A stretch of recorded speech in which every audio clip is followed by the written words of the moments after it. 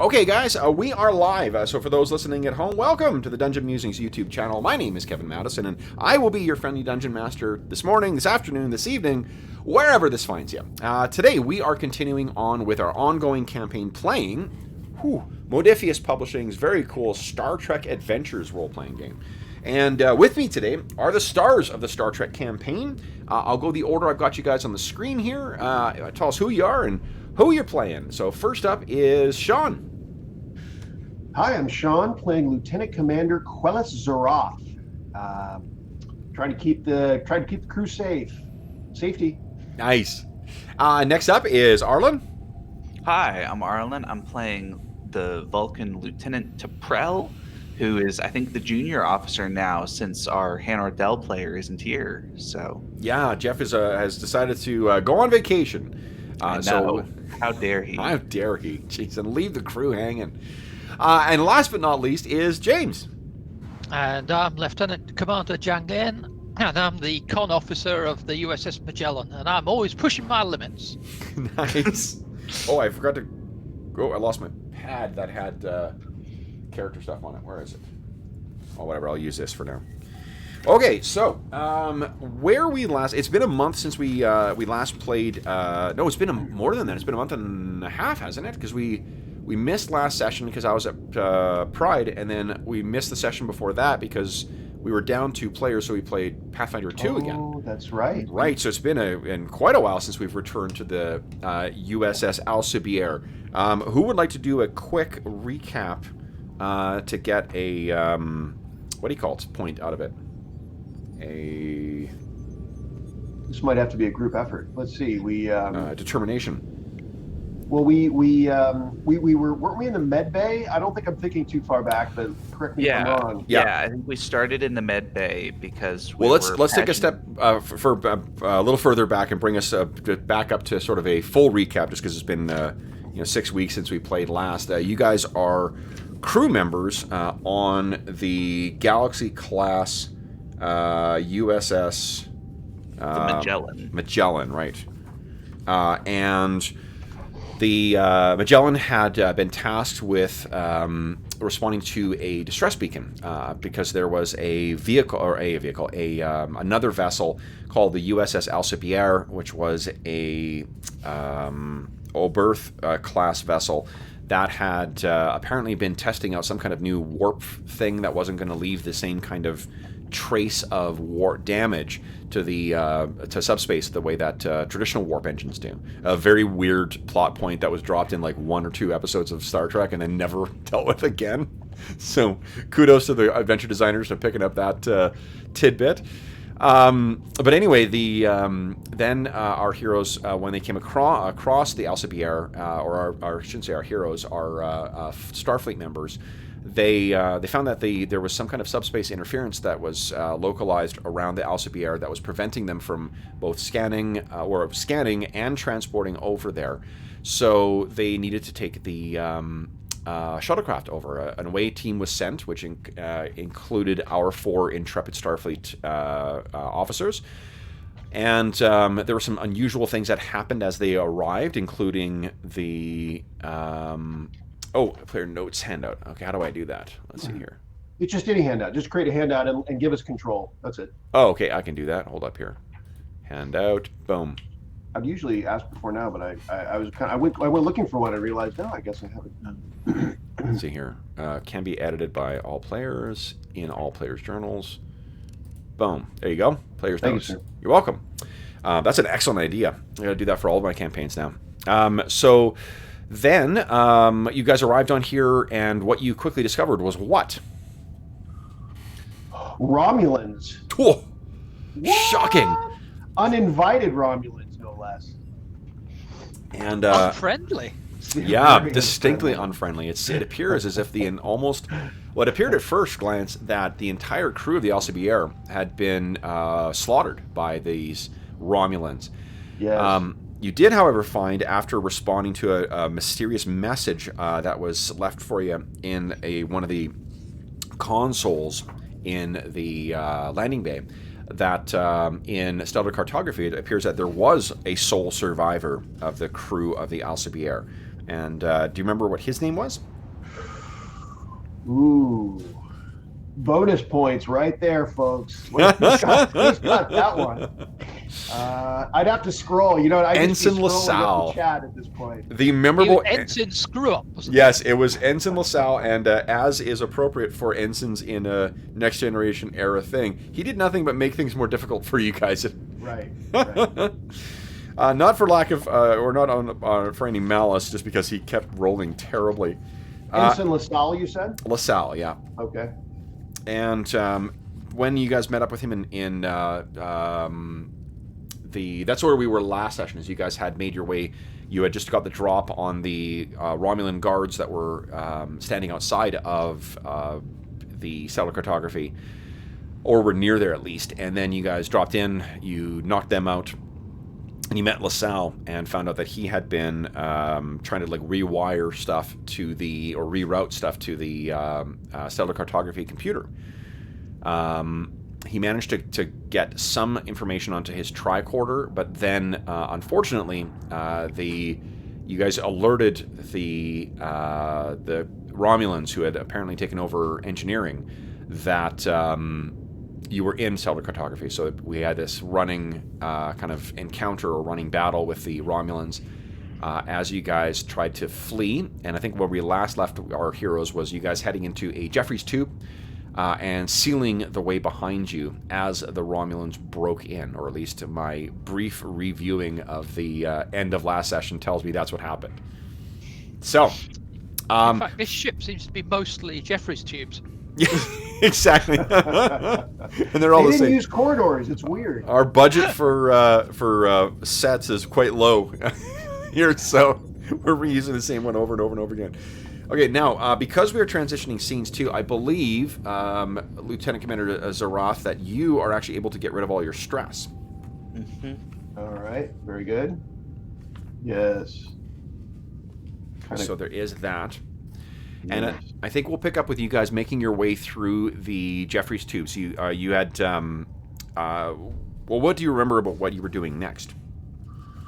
Ooh, let's see. I mean, I remember the task of. I may be misremembering the order of this, but we were spending a decent amount of time in those aforementioned Jeffrey tubes, and whose task was whose, in who was finding our way, and who was taking up the rear, and who was doing what. I'm not sure we left off there, but it's possible. We were going to. Where were we going? We're heading towards engineering, I think. Yeah, heading to try to take on the Romulan command. And had we arrived? No. Okay. We had ended with you guys leaving. Leaving at that point where you guys had sealed the thing off. The access. It was the access to, I believe, the turbo shaft. Is what you had. It was manually, cranked, and you guys sealed it off, and that's where we last left our heroes. So I think our scene will open with you guys crawling through the Jeffries tubes, and I believe that Zaroth, you're probably at the end here. Let me arrange our heroes here. We'll just sort of arrange them in this hallway here, in the where you want everyone. And what I'm going to do is I'm going to duplicate Lieutenant Commander Dell, and the version of Dell that has the green, or put red, there you go. The traffic light colors on them, that's LaSalle.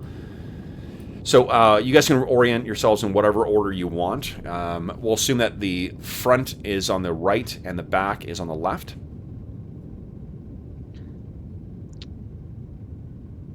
Are you guys okay with the way it is? Yeah? I'll take the caboose. To parallel up front? Sure. Yeah, we can do that. Okay. So what are you guys doing then? What are we doing next? Are you gonna make pell-mell your way down to engineering? How do you plan on accessing that place? And so we haven't found it yet, right? We're not not in the area. We can start with everyone's favorite stuff, box text. You leave stellar cartography. Following Ensign LaSalle, you he cranks open the door with an emergency hand actuator. Stepping inside, you gain access to the horizontal shaft through the emergency hatch. The hum of auxiliary power systems drowns out the echo of your footsteps on the deck plating, and you walk for 15 minutes to where it drops down to deck 4. So let's talk about getting there. Now, you guys are aware that the subspace interference it prevents the use of scans. So you can't. Your scans don't work, and you're assuming that interior scans wouldn't work either. If the sensors on the Magellan didn't work and weren't able to penetrate the subspace interference, then it is unlikely that that the scans, the internal sensors on the LCBR would be able to detect you guys. But do you have any concerns about the Romulans, trying to track you in some other way? Or do you want to? Are you not concerned? Are you confident that you made it a slip, or you gave them the slip and you're able to, to get to engineering? Well, it seems like they're not necessarily tracking us, but they know that we're somewhere, right? Since they haven't caught us. Yep. So it's sort of a toss-up as to whether we could get lucky and they could send out more like tracking parties to try to find us, or they could kind of redouble their defenses in engineering and be prepared for us. Yeah. And they certainly know we've been using those Jeffrey tubes. Yeah. And I'm not sure about countermeasures on that. Other than a not a distraction, but what's the word? If we create a diversion. I mean, a diversion is the only thing that comes to mind. That's one possibility. Give them the wrong impression is the only countermeasure I can currently think of if we did want to do a countermeasure. Yeah. Exactly. What if I made my way to the bridge and then tried operating stuff from the bridge clumsily so they detected us? Split the party. Very Star Trek. It's worth noting, like this system, because of the way the narrative stuff works, it does make it pretty easy to do that stuff too. It's not quite as punishing as saying like D&D, where like, okay, well, you're out for the next hour and a half because we're gonna have a fight. That sounds like the GM encouraging you, James. I could be wrong, but James' shirt, is it red? No, it's okay. I didn't get my yellow shirt on today. I do have I was checking through the chat to make sure to see what my doom pool was, and I am sitting on a doom pool or a threat pool of 10 right now. So, well, look, part of it is I'm hoping the Romulans in the last 6 weeks have forgotten about us. So. Good call, James. So let's talk about strategy. You guys know that you are going to get to engineering, and the hope is that let's see here, that you'll be able to take control of the of the engineering department, or the engineering section, and then be able to hopefully deal with the subspace stuff, and then call in help from the Magellan. Once that subspace interference field is down, and this is currently again on emergency power too. Remember that in this game that we have certain traits that are kind of in play, and they can be permanent. They can be based by scene. They can be based by whatever. So the ones we have right now are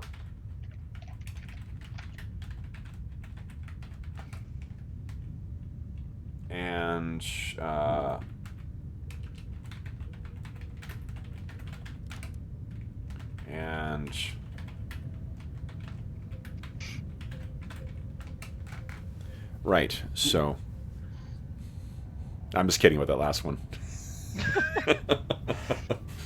You got me thinking just for like, what happened? Looking at Ensign LaSalle a bit carefully at that point. Yeah. I think I've made all the sessions. Did I miss a session? Yeah. Oh, it's the Trekking Dead. Seriously? So what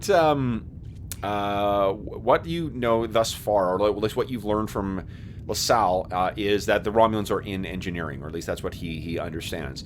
Let's say that let's say that you guys kind of scramble down. You get to kind of a like a service point where there's a platform like large enough for you all to sort of get off of that ladder that's going down, move your way over, have a moment to catch your breath, and talk strategy here, and talk about what you're going to do.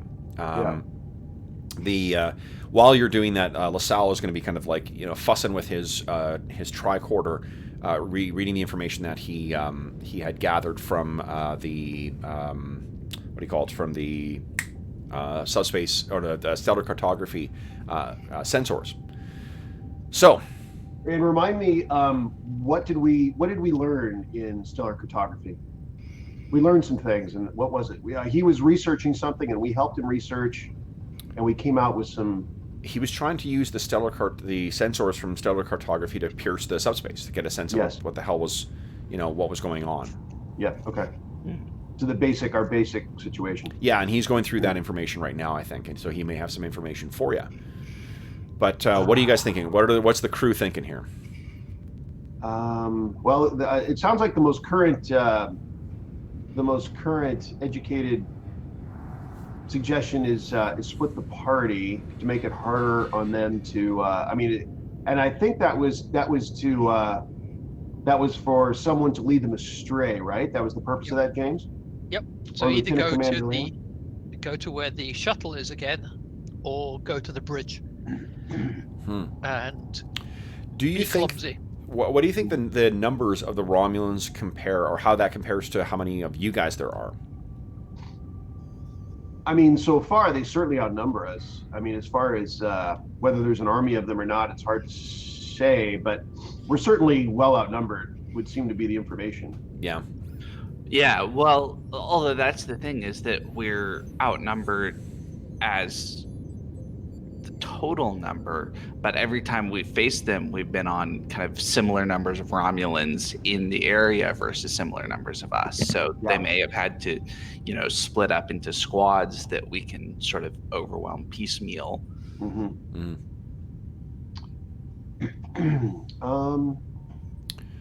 We have. Does anyone have a trait dealing with sensors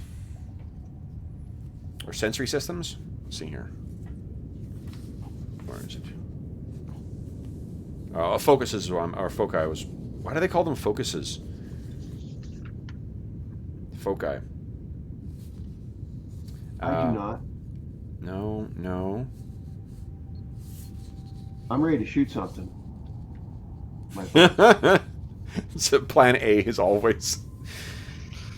Okay. No one's surprised. Okay, actually, you know what? Lieutenant Zeroth, why don't you give me a insight and security check, please, and I'll let you use your Starship internal security tactics, or Starship internal security focus. All right. So, go ahead and assemble your pool, and you can give me. Remember, you're starting with 2 dice. You can feel free to give me more threat. If you want to get extra dice, there's nothing. I don't think there's anything in the momentum pool right now. Geez, we haven't played in 6 weeks, and the GM's got a mountain apparently of threat. We have 0 momentum. What's up with that? We're gonna need an audit. I want an audit. Okay, actually, no, I know the momentum pool is empty because you guys generated 1 just at the end of the last session, and then when we transitioned scenes, it was lost. Yes. Okay. So we have 0. We do have 0.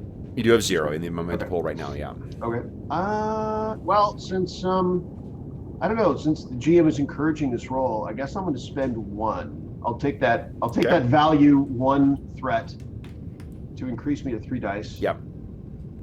And I think there's nothing else I should be looking at, right? The talents, they're not going to come into play here. I'm kind of getting back up to speed of the mechanics. Let's see on roll. So no, actually I don't know about your talents, but no, not on a sensor situation. Yeah. He's a security guy, so not on the sensor.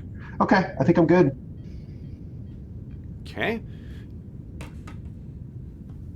Hey, There we go. All right. The difficulty level is only going to be a 1, so you can dump 2 into the momentum pool. Yes.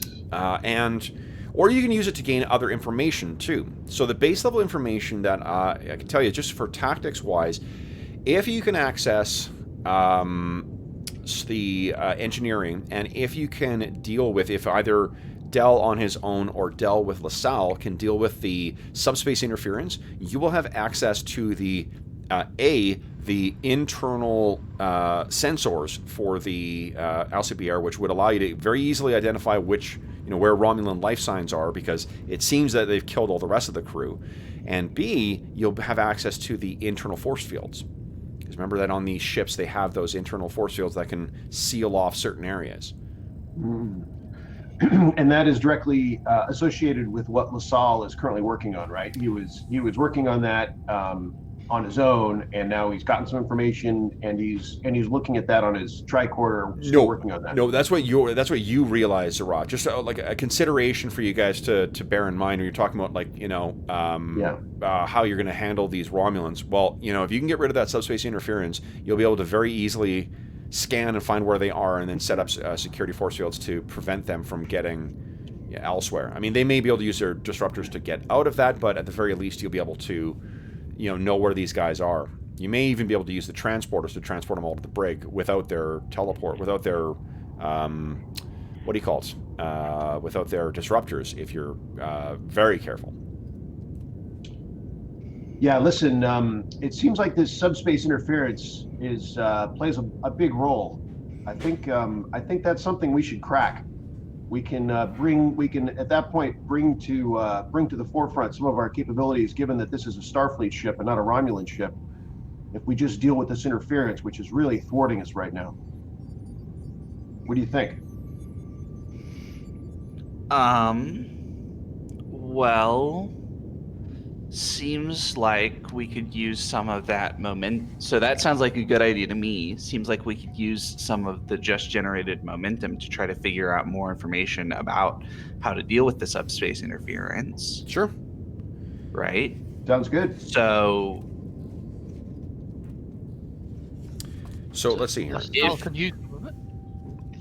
If I don't know if this counts as a gain information question or not. If we got to the bridge, can we run basically the whole ship from there? Is that what it? I mean, that seems like what it's designed for. Is that it's the command center? It is, but what LaSalle, the reason that he was trying to access things through the well, hold on here. Let me see the bridge. I don't think you guys have been to the bridge yet. No.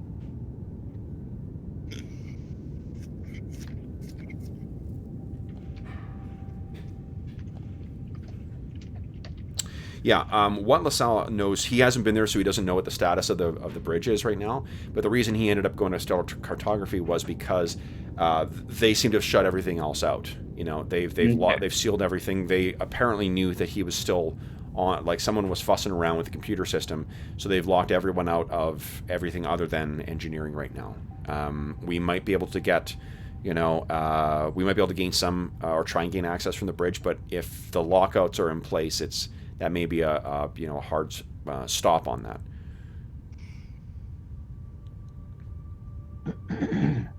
But you can't know unless you go there, I suppose, either. Mm-hmm. I mean, it seems worthy. Why don't I head there and see what I can do? The main thing is, anyway, just to distract them. If they think all of us are going towards the bridge, then that might be enough to draw them off while you guys make it to engineering. It's a brave suggestion, Lieutenant Commander. So, this sort of subspace interference, do we have... I guess one of the things I'm wondering is there any possibility that it is caused specifically by a Romulan weapon or something like that, right? Do they have a ship with flip the switch on the generator and suddenly there's this interference going on? Or is it just an anomaly in space more likely? No, it is something that is likely a problem with the engine core. Okay. So that's mechanical. Mechanical issue. Remember that the what do you call it? The ship itself was modified to test out these experimental subspace engines that were supposed to, or engines that were supposed to manipulate subspace in such a way that it wouldn't cause the problems of the other ones. It stands to reason that those experimental things are the things that cause the or at least likely cause the subspace interference. Okay. And that would be. Go ahead. Now, what would that be? Because I've got propulsion systems as my one of my focuses. Yep. Whereas the chief engineer's got power systems and warp drives. So, which do we think is causing it? I think so. Yours is propulsion systems, right? Yep. I think it's probably the warp drive. I think, well, I mean, I can see that both might apply. Like, this might be one of those, like, Venn diagram things where both of them happen to would apply. What is it you're trying to figure out? Or just trying to figure out who needs to be in the engine room versus running around getting shot at near the bridge. Yes. I mean, the engineer is likely probably the best bet because LaSalle has other things that will make his ability to, do engineering stuff, to be the, miracle worker, as it were. That would be better. Okay. And so getting LaSalle into the engineering is the combination, right? Yeah. Let's okay. So let's do this. Let's have Dell. I think everyone's got access to Dell right now, don't they? I think we changed because I think when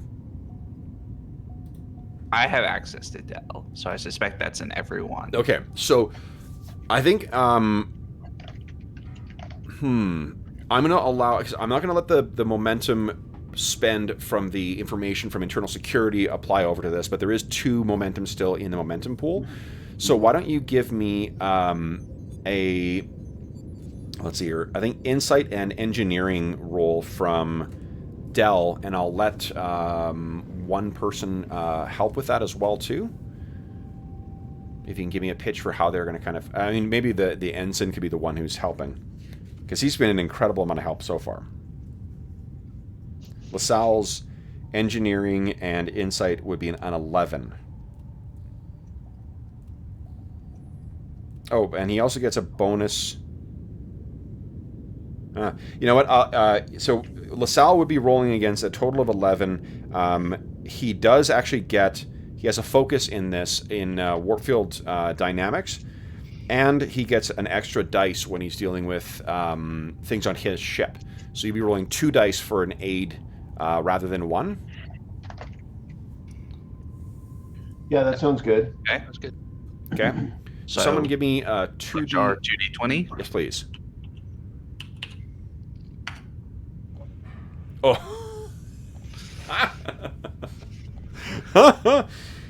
So he does. It's fortunately not a complication. Yep. But it is a. It's not a great success. He does add 1 to the result, though. It's not a. So whoever is going to roll, I guess it's going to be Dell. He'll be able to add 1 to the number of successes so long as he gets a success. Yep. So he is sitting on 2 dice right now. You have 2 in the momentum pool. Do you want to add anything to his dice roll?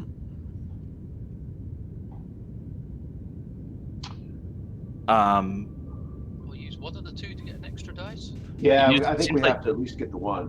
One of the 2, yeah, to get an extra. Okay. And then he. And this roll will specifically grant us what? So what this will do is, this is to try and figure out what needs to get done. You guys were asking about what needs to be done to sort of sort out the subspace field. Yeah. That's what this roll is going to be to do, is to try and suss out, based on the readings that you got from stellar cartography, what the hell needs to be done here. Well, we don't have enough for another die anyway, because the next die costs 2, right? And that would just. Well, but we could buy with the threat. Oh, that's true. It's spoken like a true GM. Yeah, I think just doing 1 for 3 dice, since we already have 1 success coming from LaSalle. Yeah. So insight and engineering, 3 dice, complication range 1, focus used, yes. I'm gonna roll it. Here we go. Big money. Wow. There you go. Wow. 5 successes. All right, so the difficulty would have been a 3. No, it would be a 2, I'll say, to determine that. So you're sitting currently on 3 momentum. What you know from at the basic level is that, yes, I think what LaSalle thinks is cycling the engines is what likely will need to happen. It appears that there's been the subspace field that was created when these experimental engines dropped into warp. It didn't fully drop, so it's as if there's like a bubble that is waiting to pop for being returned into natural space, and only by cycling the engines are you going to pop that bubble and reset the subspace field. How's that for explaining a complicated sci-fi concept in an easy to understand thing? Yeah. Oh man. Okay. So that's the basic level. Now you may have other information you could gather, like in terms of how complex the task is, what is required of that, and or I have an idea. Of course, yeah. One of the momentum spins is create advantage. We could have Hanordel could just know so much about the situation that we have an advantage when we finally try to deal with it. Sure. That's 2 to create an advantage? 2 to create an advantage, yes. Yes, absolutely. Yeah. So I think that with the 2 of them standing together, finally LaSalle has proven his value here. And he's showing, Del is sort of talking out loud about, if only it would, we could cycle it back through the things. And he's like, no, we actually did that. Look. And he shows them through. He's like, oh, well, then if we could use that, you don't happen to still have the leftovers from the 22nd century things. And he's like, yeah, no, those things are still there. They don't, we don't use them anymore. And he's like, well, we could run that cable through there. So excellent. You've got a way to sort of expedite the whole process then. And I'll let that cut across the entire task. So you still have 1 momentum left over. Do you want to hang on to that, or would you like to try and get more information? I mean, it's an important subject. I think it's a candidate for using it. Yeah. Gives us more information. Oh, James, I think your mic's it's still your mic's turned away, Mike. James. Oh. Sounds a good use of momentum. Information is good. Yeah, it's a key subject. I think it maybe makes sense. Yeah, I mean, I'm sure. also thinking one consideration is if we get rid of the subspace interference and all of the controls are in engineering right now, does that mean that the Romulans are going to have control over things like internal force fields and stuff like that? That seems like a thing that we might want to ask about before we actually take away the subspace interference, because this one will be a free one. I mean, I think you guys understood that they have control over engineering, and engineering is where the engines will be. For you to be able to cycle the engines, you have to have control. What I'm asking about specifically is that and we would have to be in control of engineering in order to do the cycling. So precisely, yeah. Okay. Yeah. Yes. Yeah, so that one you knew was a necessary condition before you could move on to actually cycling the thing. Do you wish to get that last bit of info about the process so you can kind of plan accordingly? I think so. I think it's worth it. Don't you guys think? Okay. Yeah. Because surely Kev's joking about that zombie crewman thing, right? That GM. So then what this will require is 4 stages. You will need to align the injector ports. You will then need to power up the engine core.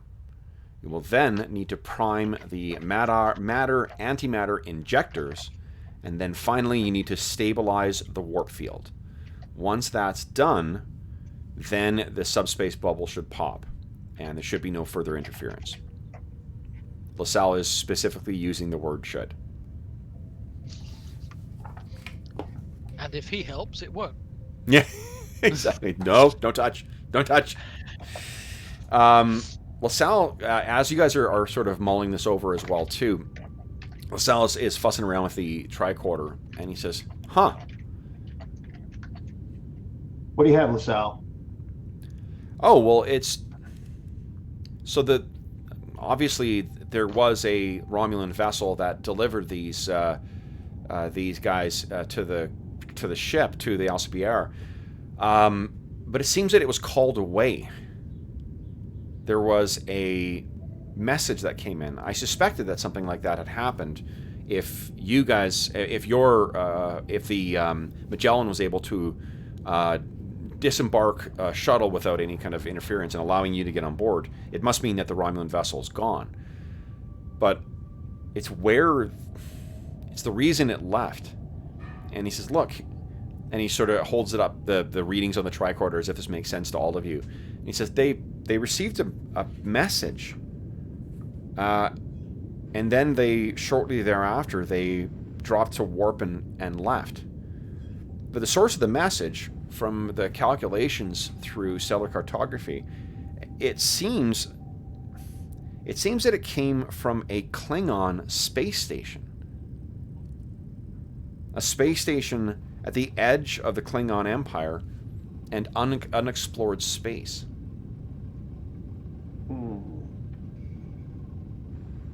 So, message from a Klingon space station. You believe that the Romulan ship received caused it to leave? I can't say that for sure. What I can tell you is that message came in from that space station, and then they left, leaving their crew here. What do we know about, out of character, what do we know about Klingon and Romulan relations? At this time, tense. It's not a hot war.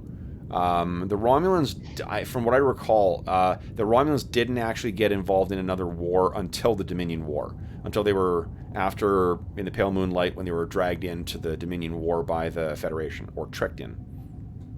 Spoilers, I guess, for a 20-year-old episode. So for them to be working together would be unusual. For them to go there would be unusual, yeah. Although, there have been cultural and technological exchanges between the Romulans and the Klingons. The Klingons got their cloaking device from the Romulans. We got through one of those exchanges. And the Klingon are, it calls itself an empire, but it is in no way a disciplined military organization in the same way that, like, the Federation and Starfleet is. There are rogues and freebooters and captains in Klingon fleets are much closer to kind of like nations unto their own that happen to also swear allegiance to a grander thing. So there could be criminal elements involved there too, and you just don't know enough about the operation of the Romulan Empire. They're so secretive that you don't know whether they may be involved in that or there may be some other reason. However, there aren't like normalized relationships between the two. Highly suspicious. Indeed. But does it affect our current situation? Ask LaSalle. Well, just in the sense that it's not here. Well, we should keep this in mind. This is another thread that we probably should try to unravel opportunistically if we have a chance to question a Romulan. This would be a subject matter to address in the future. I see. In the meantime, I would like to be able to extract from that information how long we have, but I'm not sure that's possible. So, no, I mean to travel from here to there is probably going to take some time. So I mean, you guys have not. I'm not sure you've even been here a day. Like, it's been a matter of a couple of hours at the most. So you guys, if you're worried about the coming, restoring power and then realizing that Romulan vessel came back and destroyed the Magellan, you needn't worry necessarily about that unless they turned around halfway. So everyone's marooned on the ship. Yes, indeed. It seems. And Kevin, remind me about our situation. So we obviously voluntarily transported over. Nope. You came by shuttle. Remember the transporters? Shuttle, that's right, yeah, that's right. Transporters don't work because of the subspace interference. That's right. So, but our ship is still intact, operational out there. As far as you know, but the subspace interference prevents your tricorder. Yeah, your scanners don't operate further than the reach of your arm because of the subspace interference. Well, this all just, I think, confirms that ridding ourselves of subspace will be in our advantage more than the Romulans. We have a ship out there that, if we could communicate with, gives us a substantial advantage. We just cut off from it, while as our belief is they don't. So I think we should. This is a definite primary task for us. T'Prel and Zhang, what do you guys think? Yeah, they're in deep trouble if we get the subspace problem sorted. Mm-hmm. Yeah, I agree. And in addition, we're not on a Romulan ship, we're on a Starfleet ship. So the more, I think we're going to have more advantages than they are when it comes to when there's more, when we're both enabled to try to get control of the ship. I think we're going to have the natural advantage, particularly when we have communication with our own ship. Yeah, and like if it was not for the subspace, you could easily transport over. And again, like the subspace is also what's preventing you from making use of the internal security sensors. Mm-hmm. If you had access to those, if assuming that LaSalle's correct and he's the only surviving member of the crew, then all you're doing is looking for life signs with a very simple scan to identify who's not you, right? Like anyone who's life sign outside of, if you can control engineering, you could scan the entire ship, find all the life signs that are not them. If you guys are, you guys are skilled. You could, in theory, then use the sensors to lock onto them, and you could, in theory, use transporters to transport them all into one area. Like it'd be a very easy way of kind of securing the entire boarding party. And is it still a mystery of it's still a mystery, isn't it, that how this ship got taken over? Like, what, Yeah. how did this, we don't know. It appears to have been Romulans, but how did they get aboard? How did they pull this off? We don't know that yet, right? Also, why? Right. I think right. the LCBR, I believe, is in, I can't remember if it's in Romulan territory or the neutral zone. Let's see here. You mean right now? Yeah. It is several parsecs outside of Federation territory, so it's not necessarily Romulan space, but it's not Federation space. So No man's land. Yeah, so this is not, it's not like they would have the justification of, well, you drifted into Romulan territory, so therefore we can board your vessel. This is a pretty aggressive act. Okay. So I think this all just confirms that we need to attack the subspace interference, and then we have time to do so as far as it relates to the Romulan ship. Okay. So we need to get to engineering. So do we want to run a diversion, or are we just all going to head there mob-handed? I mean, the downside, I think it has merit. The downside of it is, of course, we split our, if that's the main location of Romulans, of course, we reduce our own firepower, by splitting us up. But I guess we're hoping that we pull enough from there that it's worth it, right? Yep.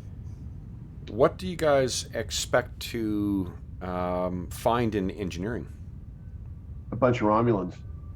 I guess the commander, who's called, is it Denal?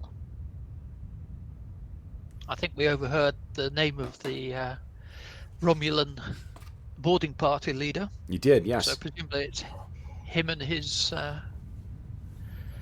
lead sidekicks. Yeah, well, probably him. Yeah, right. And quite a few Romulans is the expectation. But what are they going to be doing? Why are they? If they're on board, Yeah. their ships legged it for the Klingon border. Well, they may not know that their ship isn't there anymore, right? If the subspace interference is making it hard to tell who's where. True. It's true. Although So we detected the signal but is that we detected it through the subspace interference, so the crew won't have got it, or is it something that was sent before? Oh, forgive me. No, it's what it was long-range sensors detected a vessel and the presence of subspace interference, and then on a closer inspection, that's when they determined it was the Alcibiades. So it wasn't a like an SOS beacon. This was something I was kind of stumbled across or stumbled upon. So, I mean, I would think that they would be attacking. Well, I guess it depends on whether they know their ship is gone. But if they don't know their ship is gone, I would think they'd be attacking the subspace interference as much as we are, since they can really use it. Really limits them in the same way it limits us not to have communication with their ship, right? Yeah, and it makes you wonder why they're not in charge of the bridge and actually trying to fly this thing. Mm-hmm. So that means they haven't got any engineers, or they don't know how to use a Federation warp drive. You rolled well enough from before that I think you would know that with the current subspace interference, the ship's going nowhere. It's dead in the water. So that affects ship flight as well. Yeah, so like the two types of engines that are used, there's impulse engines and there are warp engines, and the current subspace field or subspace interference prevents you from dropping into warp. Because they dropped out of warp, normally there's a subspace field that's created around the ship, and that's what allows you to propel yourself through at warp speed. The subspace field has not properly collapsed, so it's causing this interference with the ship. But because there's that subspace field, you really can't make effective use of the impulse engines either, which is normally what you would use out in normal space. So hence this thing's been drifting dead on the water, and then also unable to call for help and unable to transport people out or on. How unusual is this interference? Is this something that just crops up and it's part of the mystery of space, or is this kind of weird? No, and then like this one, I think with what you guys determined, like it's a malfunction. You know, like it is when the way that these warp engines normally operate is that it creates a subspace bubble around your ship, which allows it to drop and then travel at warp speed. And then when you want to drop out, that's the visual effect of the stars all streaming by as they kind of drop into warp. That's what that is them dropping into the subspace bubble, and then that keeps them safe as they zip around through, at warp speed. This experimental engine apparently tried to create a subspace bubble that would not cause the wake that the normal subspace travel does.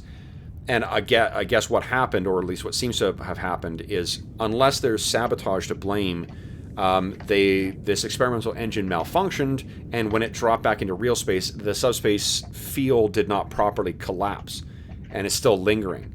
And because of that subspace field, it can neither continue to travel at warp speed because it's an imperfect field, and it cannot travel at impulse speed because it's still in that subspace field. So it's just a pure internal malfunction. Yes, this is not there are gravitic and subspace anomalies that you can come across in space, and that's probably what initially they thought was, this is maybe a vessel that ran across a subspace field.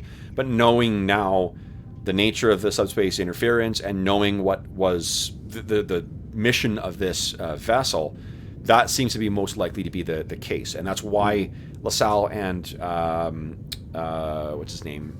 Dell think that just by cycling the engines properly, that will resolve that. It'll allow the field to collapse, and then you can stabilize a warp field, and it should be able to be operated as normal. And once that subspace field is down, then all the other things that are being interfered with, the communications, transporter, that stuff should work again. Like, you probably could throw up force fields now if you were so inclined, but you'd be doing it blindly, right? Like, you've got no sensors that are able to operate because of the subspace interference. So, it's the subspace. Think of it like static that prevents you from both moving the ship or using any kind of device that beams things out to either gather information or deliver things. Your phasers aren't affected, and the disruptors appear not to have been affected either. But those are just limited use, high pulse energy things that are fairly crude, as compared to say the information sent by a sensor or the information carried on a transporter beam. Okay. Now, the Romulans, though, have been on the ship longer than us. They were in charge of engineering, and they still haven't sorted this out. No. So, I will point out too that that little bit of explanation is brought to you by a wasted childhood spent reading Mr. Scott's Guide to the Enterprise to the point of pages falling out of it. Who says that nerd stuff wastes time? Impressive. Yeah. So sorry, James, what were you saying? Oh, he's eating. My timing's impeccable. Okay, well, let's. I guess. I mean, we're back to the question of whether we should whether it makes sense to send Lieutenant Commander to the bridge as a primarily diversion, right? Not really. Yep. Yeah. And there's a chance. Probably can't count on this, but depending on how many Romulans are, there's a chance that it's not guarded very well. There's a wild card chance. Obviously, controlling the bridge would be great. Mm-hmm. So if by chance there's just a single Romulan up there or something, and you see an opportunity, that would be great. So that's an additional bonus, perhaps. It's out there. Here's another thing to consider, guys. As soon as you split up, your comms won't work.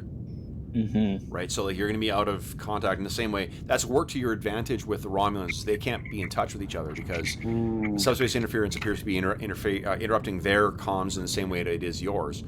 But what that means, as soon as you split up, until the subspace field is dealt with, you're kind of, alone on a ship full of hostile Romulans.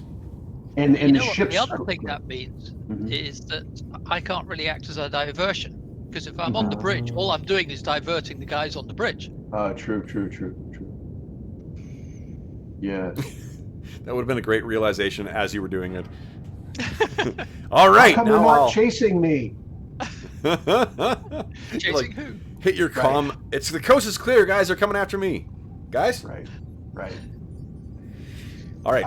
That does kind of defeat the purpose then. Then the only reason you'd be going is to attack on multiple fronts and hoping that if their HQ, we don't know their numbers, but if their numbers are limited, we'd be hoping that you could actually offer some offense at the bridge, which might be I don't know. I don't know if that's worth it anymore. I mean, when it was dual purpose, it seemed worth it. And now with that, by yourself, being able to take over the bridge, there definitely seem to be more Romulans than us. We can't say how many, but I don't know. I think it sounds like we need more people to try and maybe come at them from two sides of the engine room rather than right.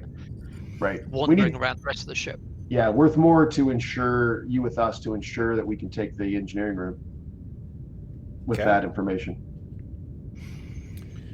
Okay, well, I think we're off to engineering then, right? Okay. What LaSalle, just as a refresher, I think we went through this last time, but LaSalle had indicated that engineering contains an emergency access conduit on the upper level. Unless the Romulans studied the emergency evacuation schematics, they won't know about it. The conduit connects with a Jeffries tube outside of the chief engineer's office, and a Jeffries tube on this deck, on where you are, is what lines up with the is where you're headed. Like you're heading towards a Jeffries tube that leads to the engineering or the chief engineer's office. Let me take a look at the maps here quickly. Oops, sorry.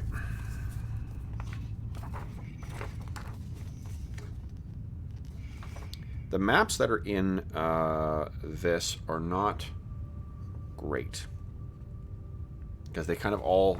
This is. This is when you need a traveler deck plan. Really? Okay, so then what I'm going to say is the basic layout that seems to be here is, let's do this. Let's imagine that this room here is the engineer's office. And apparently because LaSalle has spent so much time on this ship, he's not going to have to roll for that. But there is a way of accessing engineering that way. Let's see here. So in...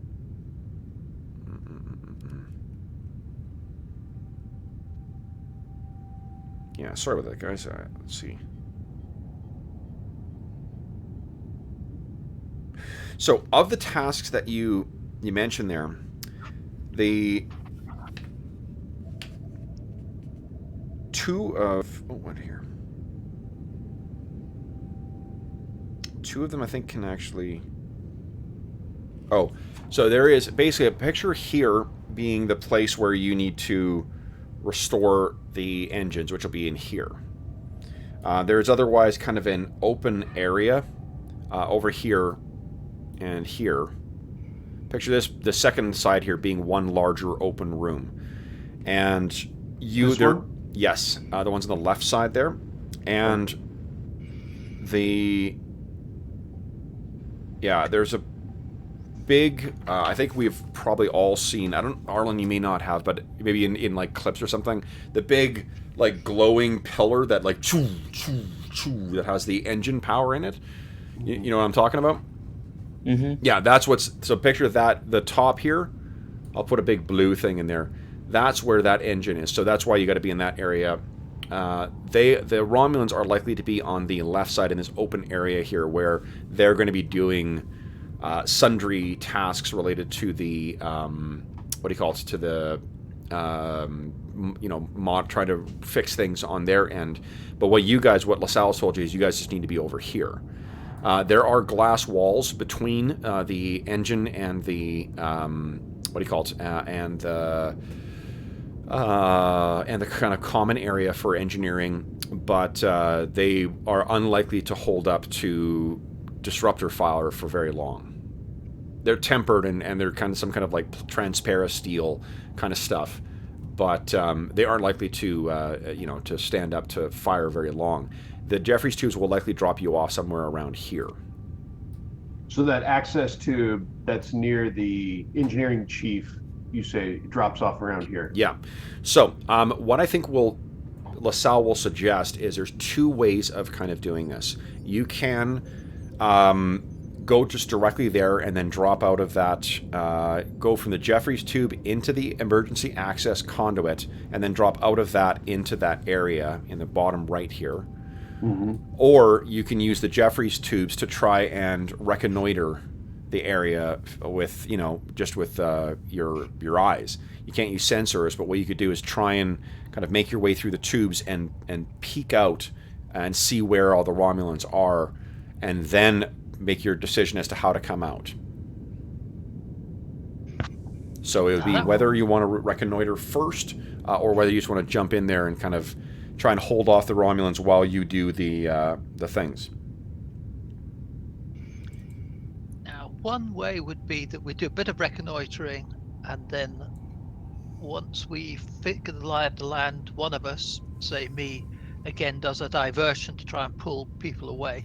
But then we need to know where we're trying to pull them away from. Right. Or we just do the full charge of the light brigade and fall down the Jeffrey troops like out of a clown car and hope it all works out. I mean, I guess do we have? Are we good at recon? I can't remember. Lieutenant DeProwl has a focus in vigilance. Okay. So that seems like. Vigilance would be someone sneaking up on you, not you sneaking up on them. Okay. So I think that's why I'd roll Right. that. It's squad tactics. No. Squad tactics. Right. Squad tactics has been doing an awful lot of heavy lifting in this campaign. I don't think that would necessarily. This one is sort of, you're trying to do an assault on an enemy base. For the combat stuff, yes. For the reconnoitering, I don't, unless there's a specific task that's being tried, like say you guys were trying to communicate information back to each other somehow. I guess, What would apply to stealth? Let's see. Is there anything that would? Well, I think probably daring and security. I think. And how about focuses or? Because if we could get the information, I do think it'd be valuable in formulating our strategy. Let's say we find two of them. I mean, we don't think we're going to find two of them, but what if we do? Well, then I think a frontal assault makes sense. You know what I mean? We don't screw around with two of them. We just take them out. Yeah. We take them out. You know what I mean? And so, but if we find six, Well, that's another matter, and I think the diversion has a lot of merit at that point. Arlen, if you give me an example of a murder mystery story that T'Pral has read, where this came into play, I'll let that focus apply. Okay, so that's an idea. I was going to suggest, since it's obvious that defensive tactics wouldn't apply in our assault, that maybe defensive tactics could apply in analyzing their defenses. Yes, but once you actually get there, yeah. Okay, but not like as a recon thing to say, okay, No. well, they're going to be defending here, here, and here. Like that, because I'm parsing out the like securing the information about where they are and whatnot, and then processing that information and making good, effective decisions on that. What I would say is I'll definitely, because of your defensive tactics, if she's the one who does the reconnoitering, I will let her, parse that. I'll let you make a roll, and if you generate momentum, you could feed that into the pool. And then Zaroth, maybe what I'll do is I'll let you, so you can make use of squad tactics, so I don't rule that all out altogether. You could make kind of a plan, and we'll let you make a roll, and that will give you guys a starting momentum pool. Kind of how like one ring allows you to generate those dice beforehand, right? Yeah. Lieutenant T'Pral, how is your daring and security? My daring and security is not my strongest, but not bad. What I will give you is, I will tell you, is that there is an asset in here, which is the Jeffries tubes. So you're going to get one free. The difficulty of this will go down by one, because you're not like walking through a corridor. You're doing the proverbial climbing through the air shaft kind of thing. So, what about this murder mystery thing, though? Can you think of a? So, is there a Terran murder mystery you read, if perhaps, because one of the common ideas with the murder mystery is specifically the idea of the locked room, right? There's only a certain limited number of potential suspects, potential, ways that the thing happened. And then, of course, it turns out that none of those were actually correct, because what we didn't see was the system for actually getting into and out of the locked room to bring another party in. Yeah. Right. So I'm thinking that might be going through my head as, this is exactly what we need to do. Well, I think it's also a show. How about Sherlock Holmes and the Speckled Band, when the murder was committed by a snake sliding down the bell pull next to the bed, and that's how you could sneak your way in to find it. Love it. So I think T'Pral, T'Pral actually describes that, because again, it's a show don't tell medium, right? So T'Pral's informing everyone about the Speckled Band. Does that sound okay, Arlen? Sure. Yeah. Okay, so then I will absolutely let you use your focus for that, and then I think we've got at least the first couple of things. What does Zhang want to do to sort of contribute to this, if anything? Talk about Sherlock Holmes?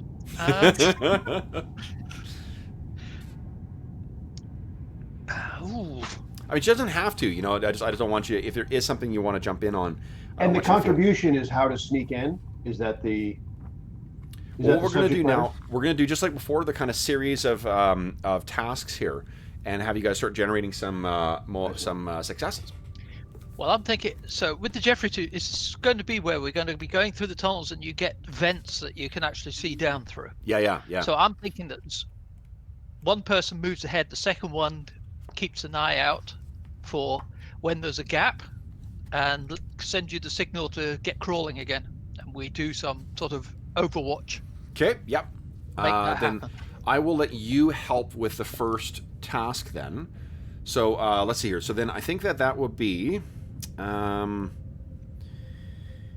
let's see here. I think it's insight again, and I think it's insight and security for you to help, and then it'll be daring and security for T'Pral to make that roll to try and get in position and, slide down the banister, as it were. Mm-hmm. So currently, is there any momentum in the momentum pool? I think is there one left over?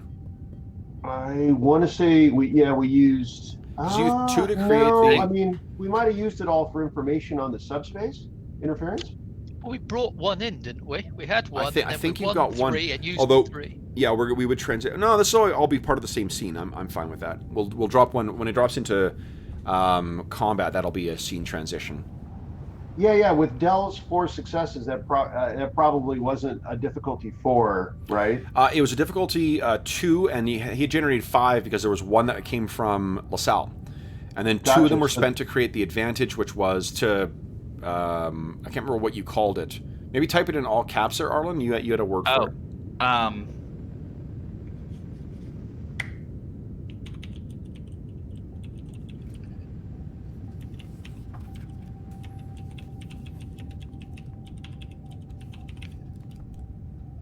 Okay, I'm gonna call it understanding of engine malfunction. Yep, works for me. Okay, and So we had one left then. you have one left in the momentum pool right now. Yeah. So first up is Zhang needs to make roll one dice roll, or roll 1 dice against her insight and security. Not her strongest suit, but let's give it a go. Ancient literature class, nice. Ooh. Oh, it's only 1 dice though. You rolled 2. Oh. That's okay. They both rolled 1, so it's fine. So you got 1 success so far to Prowl, and there is, so long as you succeed, and there is 1 in the momentum pool right now. So okay, I'm going to use the 1 momentum to boost up to 3, using my murder mystery stories, complication range, all of that, daring, and security. Okay, so hold on. I am going to spend some threat here because I am a son of a bitch. And let's see here. Where is it? I'm trying to find the cost for me here. I got my giant album-sized DM screen in front of me right now. And I cannot find where my... Have you lost your threat? Threat. No, I've got my threat. I'm trying to find out the listing on what I can spend threat on. Because why would you want that on a DM screen, you know? Right. I can't find it. I think it's on the cheat sheet, though, for the starter set. And I stand corrected once again. Jesus. You know what I'm going to do is I'll do this. I'm going to assume it's the same as if you guys create complications. So I'm actually going to ratchet this up by 2. So the difficulty was 2, down to 1 because of the Jeffries tubes. It's now up to 3. And the reason is because as you're making your way along, you know, this is the Zhang kind of like waves at you in the Jeffries tubes. You go skittering past, and then as you're making your way over to this, kind of vantage point, you hear this clank, clank, clank, and as 2 of the Romulans are talking, and one of them says, go check that. Get up there. We're getting some kind of strange, there's some strange bypass that's set up in here. Federation, like how do they build these things? How do they fly these things? Go in and check in that thing. So you can hear, as you're making your way over, one of them is coming up to look into the Jeffries tube to check something. So that is the difficulty right now. Is 3. All right, let's go for it. Here we go. Yes! Nice! All right. So you start making your way over, and the you climb up and you look down and you realize that you're on kind of like the access panel that will come up, and you quickly kind of scoot back, and then it opens up right in front of you. You're kind of there. You're not hit by it, but you're waiting for it to be pushed down on you, and you could, the viewers would see the Romulan come up, and he starts checking something, and then he reworks something, shouts down, "Is that working?" And it says, "Yeah, that seems to be fine." Bang! Back down again. And you've not been detected. Now, you succeeded, which means you're going to be able to see how many are there. So let's do this here. Let me get you guys out of the way here. And let me check and see how many there are. Okay. Whoa, that man. It's going to take me a while to get 36 tokens down here. Just kidding. You know, you could just use 1 token for 10. Yes. All right, here we go.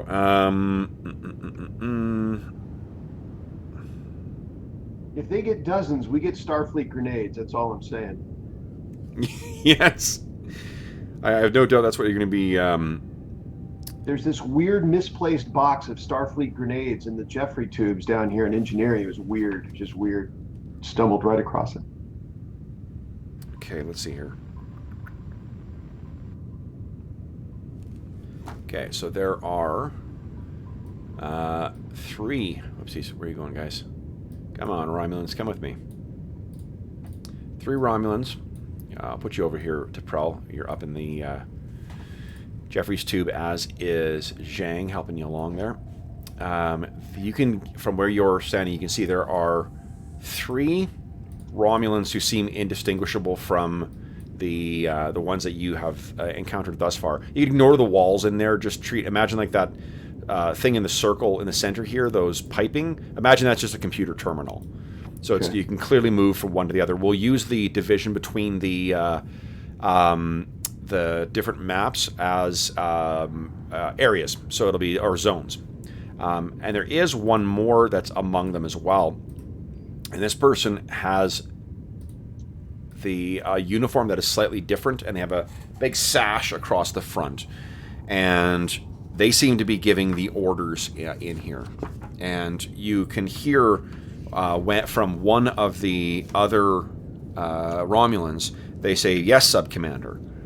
So you believe that you are looking at the one with the red dot. That appears to be Sub-Commander Dural. So you have a layout of where they are now. What do you want to do next? Do you want to try and gather some information about the what do you call it? About the defensive tactics here? Yeah, let's do the defensive tactics roll. Okay. So I think that would be insight and security with, and you could use your focus on that. All right, and then did we decide that the first roll or the second roll counts for Zhang's rolls? For basically, do we have 1 momentum or not? You do have 1 momentum. Yes. Okay, then I'm going to use 1 momentum to get 3 dice. Okay. And let's do defensive tactics analysis. Go. Oh, Yes. All right. So we got 1 complication. I'm going to take that as threat. Okay, so you get 2. Basically, what we'll do is I'll let you dump that directly back into the momentum pool. What do you think? What's the insight that you see here to give some context to this? well, maybe there's something like, it's almost like the area that they're trying to cover, it should be patrolled by 4 or 5 Romulan grunts, and they've only got 3 of them, so they're having to leave gaps where they can't all they can't see each other. They're not all in line of sight all at the same time, so there's one of them who goes off alone for a second on their patrol route or something. Yeah.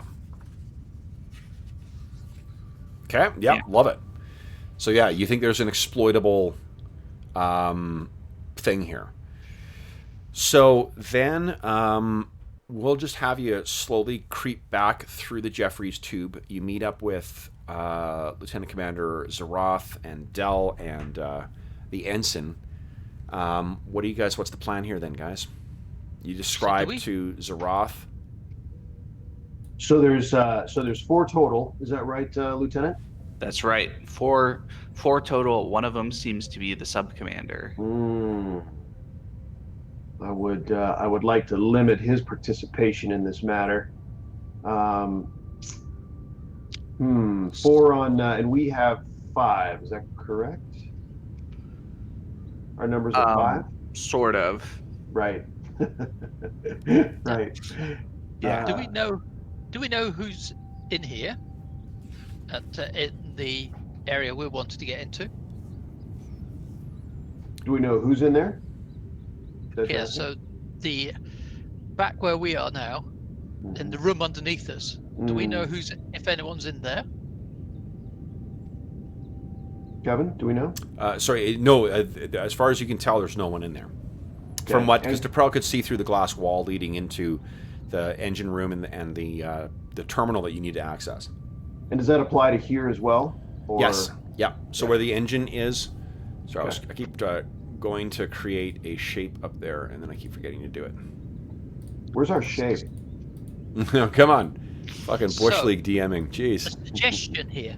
There's the big engine. A suggestion. Uh-huh. You guys would drop in there, try and figure out, get things going. I would go back through the Jeffries tubes and with sight to these 4 guys. And if they seem to detect you, I'll take a pot shot at the Great Supremo and hopefully catch him by surprise. And that should cause some chaos if they get shot at from behind. And that might give you more time to work on the engines. I like it. Lieutenant Commander, what engineering skills do you have, if any? I've got propulsion systems. There's a focus in propulsion systems. Yeah. Because I have 0. So maybe I should take that role, because it sounds like I was just wondering whether you might be more helpful in the task at hand, because I won't be. Okay. And I'd like to get in there a little bit. You'd just like to shoot that guy in the back. I don't know what you're talking about, but I'm going to get in there and try to enforce some Starfleet regulations in that other room. That's all I'm saying. 5 times in the back. Okay. If possible. Now, If possible. we did talk about you potentially making another check to see if you want to generate. Do you want to just leave 2 momentum in the pool, or do you want to try and generate more Zarath by coming up with a plan here? And where did that last roll leave us in the momentum pool again? 2 momentum. We have 2. Okay. Is that sufficient for you guys, or do you want to try and make use of your squad tactics to try and get... I mean, I'm definitely a squad tactics guy. I think that's what I'd probably do. Okay. So then I guess it's an insight and security with the squad tactics focus. You're starting at 2. You have 2 in the momentum pool you could draw on. Sure. I'm gonna spend 1 Okay. for that 3rd die to formulate a foolproof plan Okay. that is And honed by decades of Starfleet research, experience, and training. do you wish to give me any threat for any extra dice? Well, it would cost 2 at this point. Cost, yes, you could use 1 momentum from the pool, and you could give me 1 threat to get a second dice, which would give you 4. Yes. I don't know. Do you guys think that's worth it, or just go with the 3 dice? I'm thinking just 3 dice. Yeah, I'm thinking, so kind of, it seems to me that the math works out that it's, unless you're really, really good at the Right. thing, that it's probably better to keep the momentum since what you're doing is trying to generate up momentum, it's probably better to just keep that 1 momentum for our next rolls. Yes. And does anyone, can someone help with this, Kevin? If they, I mean, I'm definitely a squad tactics guy and trying to figure this out. Does anyone want to pitch in, assist on this brainstorm? Yeah, I'll let either of the other characters could try and give some insight. I mean, Pearl's the one who saw that, so it sort of intuitively makes sense that she might be the one to contribute the most. Yeah, I could do an assist roll with insight and security. Yeah. Is that what we said? Yeah. Yeah. So assist roll, 1 die. 1 die. Nice. Oh, good. Pretty awesome. There you go. Okay. Excellent. Do foci apply to On assists? Yeah, on assists. I don't know. I will look it up right now. Yeah, so maybe that we- I actually don't know one way or the other. I don't want. I'm not really fussed about 1 extra thing, but just for the sake of Yeah, let me look it up. knowing the rules. Because I would apply the defensive tactics. You spent the time and risk. Yeah, that's what I going was over thinking. there. But yeah, that Just for rules point of order. And then what we'll do is after your roll, Zeroth, we'll take our mid-session break, refresh beverages and stuff, and then come back and do the battle of the engine room. Yes. Well, Zeroth is. I mean, he's kind of been busting to get a little. He really has. There's just way too much Romulan stench, frankly, on this Starfleet vessel. I think there's been one good gunfight in this, and it was actually the session you had to miss, too. So just too little. So yeah. So the character assists using the chosen attribute, discipline, and focus. Nice. Okay, great. Yeah, that makes sense. Okay, so then you've got 2 successes thus far.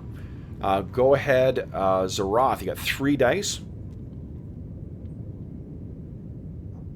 And boom, 3. You guys have 5 in the momentum pool. Nice. No, 6 in the momentum pool. You've capped out your momentum pool because you still had 1 left over. Well, we're gonna lose 1 at the scene change, but we'll have 5 that's for right. the fight. Yeah. So 5 for the fight. Will that be enough to turn the tide? We'll have to see in a second. Let me get before we take our quick break. Let me get our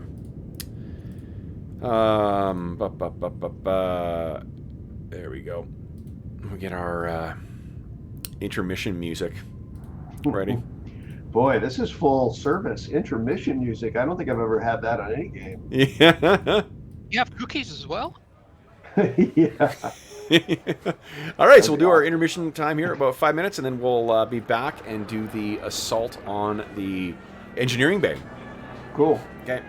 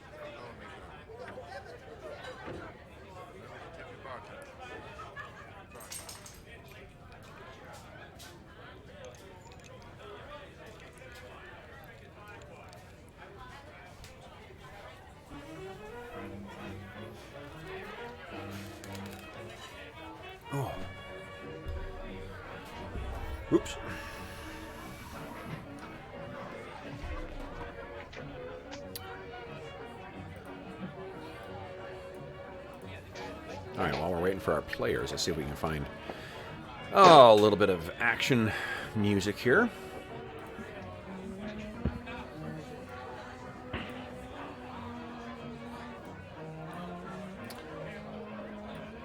Hello?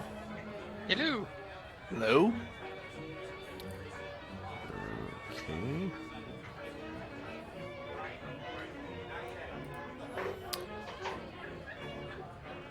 Got my Star Trek mug to Star Wars mug to Oh, celebrate nice. Star Trek.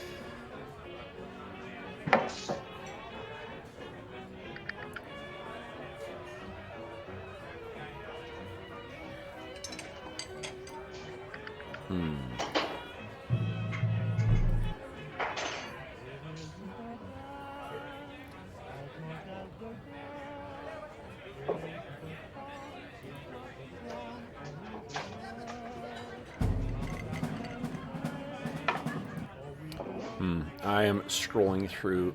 Oh, what are we in here?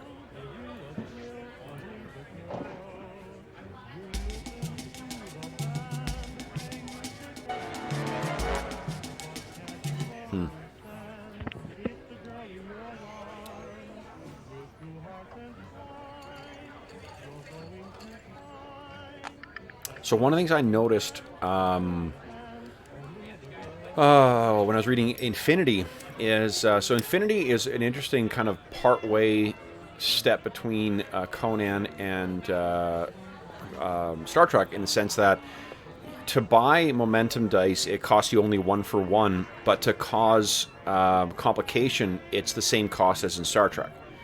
So it's easier for you to get better, but it's harder. It's for you to make it more difficult for it's an escalating cost.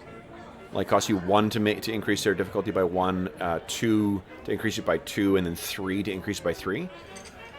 Which is for the GM, you mean? For the DM, yeah, for the adversary. So it's interesting. It's sort of a halfway point between the two. Let's see here. And is there given it feels very cybery, right? Say again, sorry? It feels very cybery. Totally, yeah, totally. Does it have like, does it have that tech feel of the tech character? How much of a sub-mechanic is the tech, is the kind of going in and doing their, doing their thing? So there's the interesting thing with Infinity is it has conflict is divided into 3 specific kind of like not sub games, but like sub arenas. So you've got like tactical combat, like you have in this or in other things. You have Psy-War, which is social combat, and it's pretty extensively developed, like close to the level that like say first edition 7th or with the Montaigne sourcebook or the Song of Ice and Fire role-playing game has, where there's a full set of effectively like combat rules for social encounters, and then there's also InfoWar, which is like hacking and shit like that. And they all seem pretty light on their feet. Like certainly in comparison to say Shadowrun, they seem a lot more. It's a lot faster running and a lot easier to understand. And it reminds me, the setup for the computers reminds me a lot of the Starfinder one honestly, it had me confusing the two when I was running Starfinder last time, because I was like, wait, what does this one have? But it in the sense of like, there is a kind of like hex crawl or like dungeon crawl aspect to hacking, where you're going from like one node to another node kind of thing. So it... yeah, I mean, it seems cool. Like, it seems like it's going to be a lot of fun. Cool. Oh, this is pretty badass. Okay, we'll use this. And everything seems to be kind of like there's a similar sub-mechanic for pretty much everything, for like space combat and vehicular combat and hand-to-hand combat. I love how improv influence it is. Like the most interesting thing that I would like, I'm going to draw this for some of my campaigns that have multiple factions, is the idea of the wilderness of mirrors. And it's this thing where, like, your characters at default are expected to be part of this team, right? Who are going to be sent by this overarching organization, which is, I think, called O12 or something 12. And it's effectively like the UN of space organizations.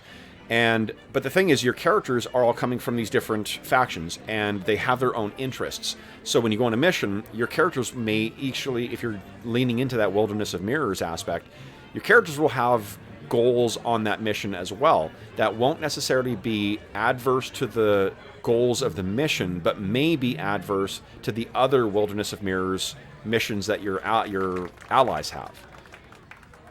You know, like someone you may be like, we need to go in and gain information about so and so, you know, and we're gonna scope out this organization, and somebody may have a thing saying, yeah, and kill him or kill his henchman because his henchman is a war criminal as far as we're concerned, you know, and then someone else may have like, we need to extract this henchman because he's got valuable information on this, or someone might have, you know, we're going to infiltrate. And the expectation is you'll leave no trace, but one of the Wilderness of Mirrors things is to leave effectively like a virus or a backdoor into this thing, you know? So there's a cool kind of like baked-in story reason for some fun potential inter-party tension and great role-playing opportunities, I think, in it too. So but yeah, it looks really interesting. Like I'm curious to see how it's going to play out at the table. Yeah. Cool. Okay. So I think we can get out of here. I think I got enough sound cues here. So let's fade out of our speakeasy and fade back in here. What does this one sound like? That is a little too 80s video gamey for me, so not for this campaign, for Starfinder maybe. Okay, so you guys are in a very good position, it seems. You have a ton of momentum you're sitting on. So let's do this. We're going to transition scenes here, so you're down to 5 in the momentum pool. But what does it cost to get down here?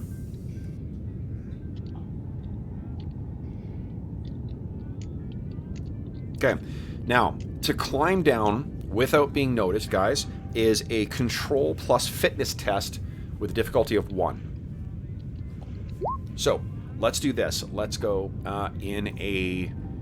How much do you need for... Yeah, a box of Starfleet. That is unfortunately only complication or a threat that can be spent to change things in the scene. So, we find the Gatling phaser. What we do is normally we go back and forth between the adversaries and you guys, but until you guys fuck up this roll, I'm going to assume that you guys are not, that they're not going to be acting. They're going to be doing their own thing. They're unaware of you. So who would like to go first? And this is for sneaking, right? Yeah, only one of you can go down the ladder into this, from the emergency access conduit that you're coming down. Because you've gone to the Jeffries tube into the emergency access conduit that leads along the bottom part of this room to the access room where you guys are going to be spilling out. But unfortunately, you can only go one at a time. Now, wasn't one of us going to be lurking back over at the other end, ready to take a pot shot at the... Yes. Oh, is that what you guys decided? Yeah, Zeroth was going to execute Lieutenant Commander's plan to hang back. And if something goes wrong, I'm sure it won't, but if it does, then Zeroth is going to deliver Starfleet regulations on the Romulans. Sure, okay. So let's position you in the corridor above here. And to boot, Zeroth's control is not that great. So he's not so much sneaking as he is diving into the breach. Yeah. So he's not as good as the sneaking you guys are about to do anyway. To make these easier to see, I'm not sure why I made them so small. I think when they were more crowded in, but let me make these a little larger so they're easier to see where you guys actually are. Okay, boom. All right, so our Romulan friends are busy working away over here.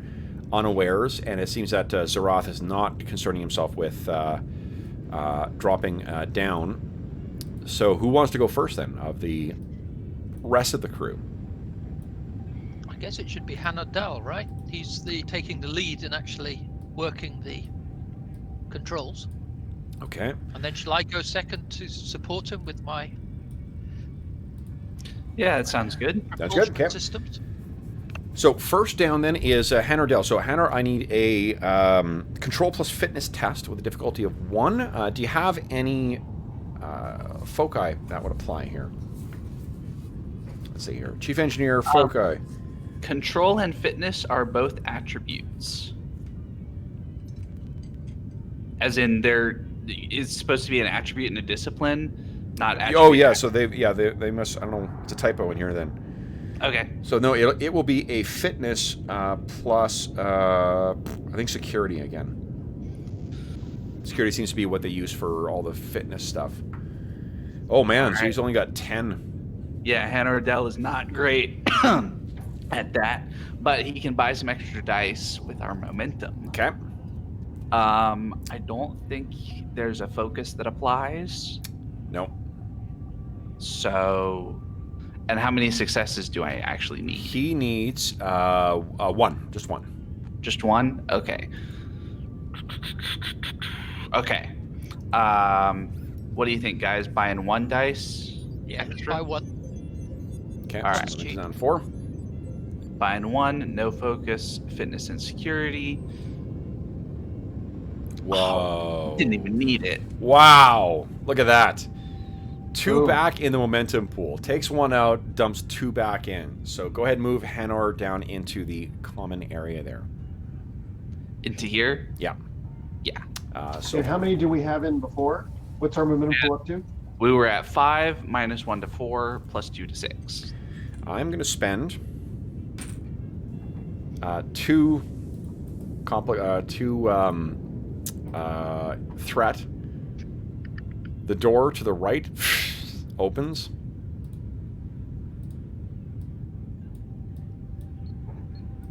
And another 2 Romulans walk in. And that's a different room. That is same room as you guys are in. Hanardell, I'm assuming they have not seen him, to be clear. They've walked in but are completely unaware. I'm assuming what's happening is that you guys are getting down and trying to scramble below the console. And as soon as he hears that door open, they walk in. He ducks behind. They're unaware of him at present. It doesn't change the difficulty. It just makes the stakes a little higher. Who wants to go down next? Here either. No doors, right? No doors. No, it's wide open. Okay. Okay, so So, who's next? It's either going to be LaSalle, Zhang, oh no, or not T'Pral. LaSalle. Not LaSalle. Oh no, it's not LaSalle. He'll drop his trombone and drum down the shaft. Yeah. Well, I'll try and manhandle my desk down. Okay, here we go. Now, do you want to take any momentum? Yes, please. I'll take 1 as well. So that's 3 then, and fitness and security are 2 things I'm lousy at. Great. It said after this mission, we're instituting calisthenics. Ooh. So I slide down, almost catch my jacket, and slide under the desk. Nice. Okay, so you are safely in place. LaSalle turns and looks at you, T'Pral, and kind of is waiting for you. You're the superior officer, so you get to... So yeah, I'm gonna go, definitely. Okay. And I no focus. So momentum pool is currently 5. Take a momentum to get 3 dice. Momentum down to 4. Momentum down to 4. Focus, fitness, and security. Nice. And get 1 back. Okay, so 1 momentum back in. Now, you guys can try and... you can spend that momentum for immediate spends for other things as well, too, right? If you want to create an opportunity or anything like that.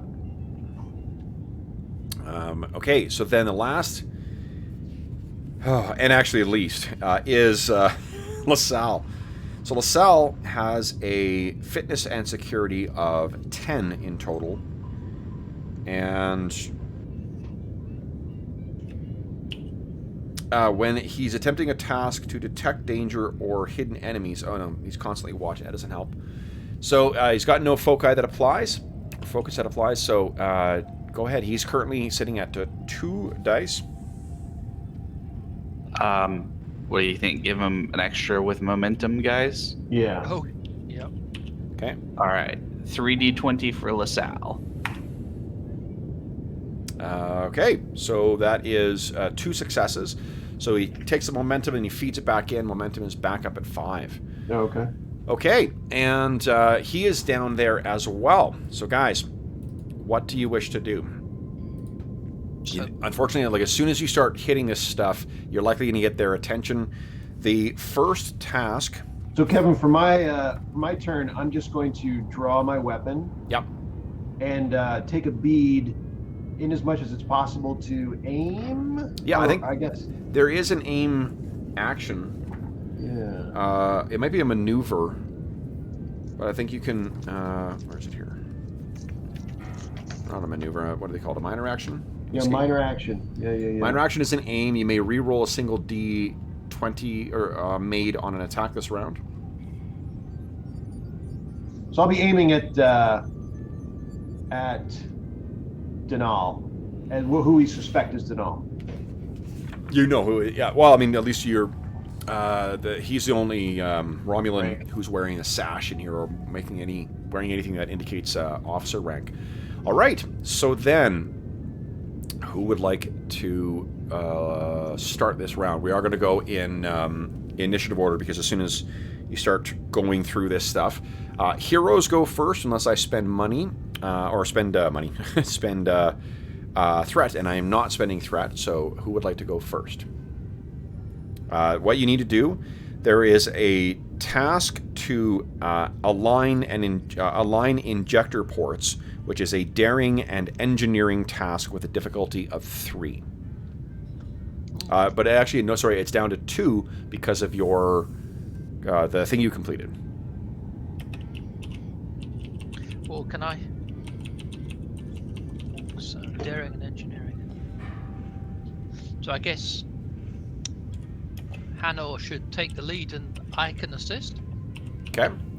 So then that's what. So there'll be you guys will, because of T'Pral's one of her abilities, she allows 2 of you guys to act before the Romulans will act.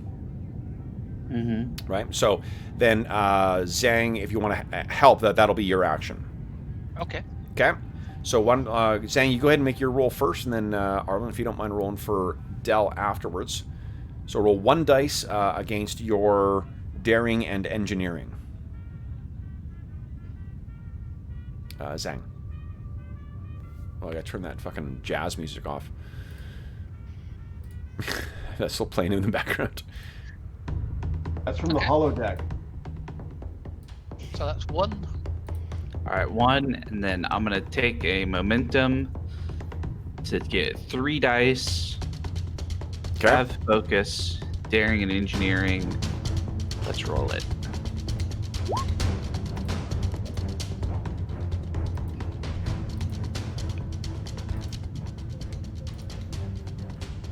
Okay.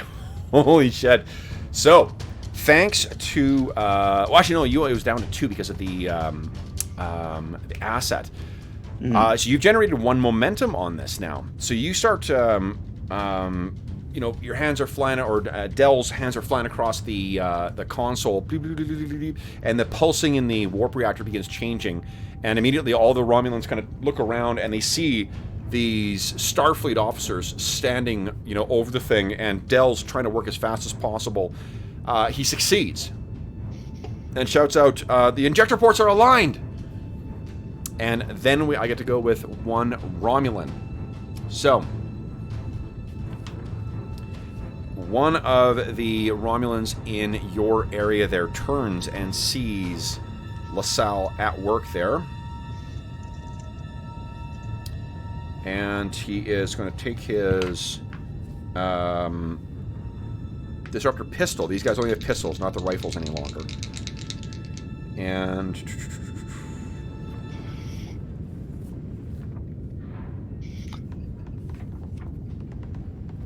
one sec here, guys. Sorry about that. Oh, it's probably on my DM screen, isn't it? Yes, it is. So these guys are using lethal attacks because they are bad guys. Daring and... Oh, control and security. Okay, sorry, I was trying to find out which thing they use. Alright, and I am using... For this first one, I'm using no threat, or to augment the pool, so control plus... Oh, security. Okay. Here it comes. He turns and fires. Whoo! 2 hits. Which means... Oh. No, it hits because it's difficulty 2. So it turns and Dell is hit by a disruptor bolt. And you take... Let's see here. 1, 2... 3... 4, 5 points of damage, and it is vicious 1 shit. So it's actually 7. Okay, 7 points of damage on Dell. Yeah, and then that's the threshold for a wound or whatever we call it. Does he have? Hold on. Does he have a soak? Does he have a soak value? Let me see if it says on his character sheet. I thought that some... I guess not. Okay, so he's got no armor, which means that... But what he can do is he could... what is it? It's to...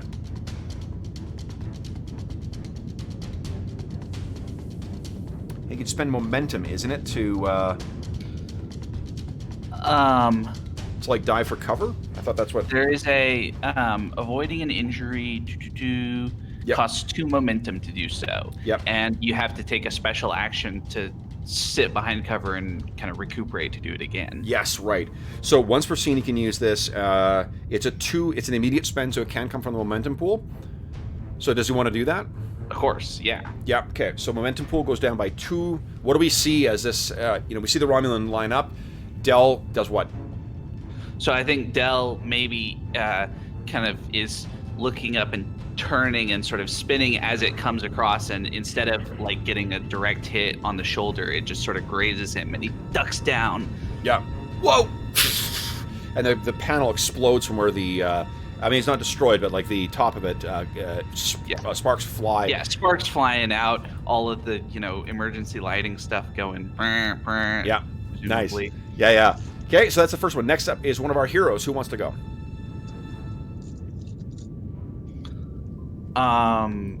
We could have T'Prel take a shot at one of the Romulans again. Or not again, but...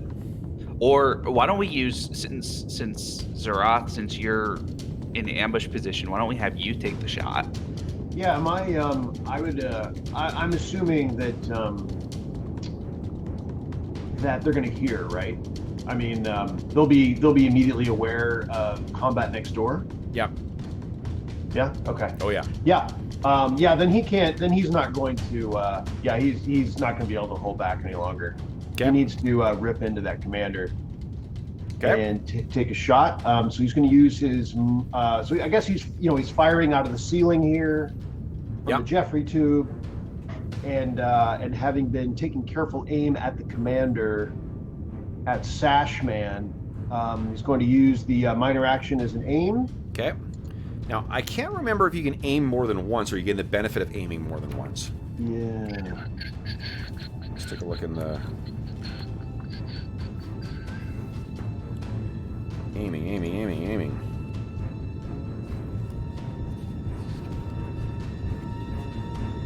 That's what happens when you don't play the game for a month and a half, right? I know.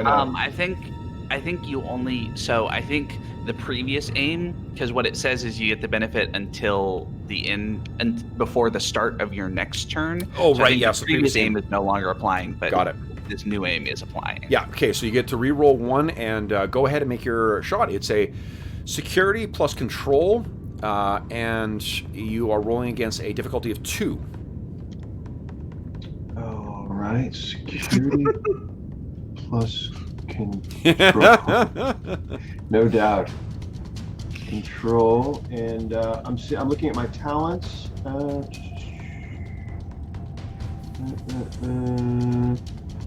So I mean, I have this talent of bold that allows a re-roll of a single die. I would need to use threat though. We have a lot in the momentum pool. It looks like we currently have. What's it say here? More threat? I mean, probably not, because we have 5 in the momentum pool. It appears. But boy, that re-roll would be pretty sweet, wouldn't it? Well, see, I've already got it for aim. I've got 1. Yeah, but I mean, is there such thing as too many re-rolls?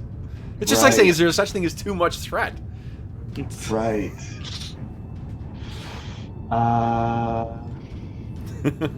Let me see here. No, I am going to purchase 1 die. Okay. Standard value die, taking us from 5 down to 4. Okay. From 3 to 2, because we spent 2 for Dell to not get taken down. Oh, okay. Very good. From 3 down to 2. And I guess focuses. So, well, hand phasers. I got a hand phaser focus. Yep, I'll buy that. Okay. All right. So 3 dice Here it using the comes. focus. What do you think? Is it worth it? Should I go all out on this in the commander? Should I spend 2 threat to get another die yeah, and also trigger? I Okay. think you should. I'm going to spend the 2 threat to your eagerness, Kevin. I'm using 2 threat here for a 4th die, which will also trigger my bold talent. Nice. Going in. Yeah. So I've got 2 re-rolls coming. 1 from aim, 1 from my talent, and here's my 4 dice with focus. Sweet. Oh, Good thing you got rerolls. that's what re-rolls are for.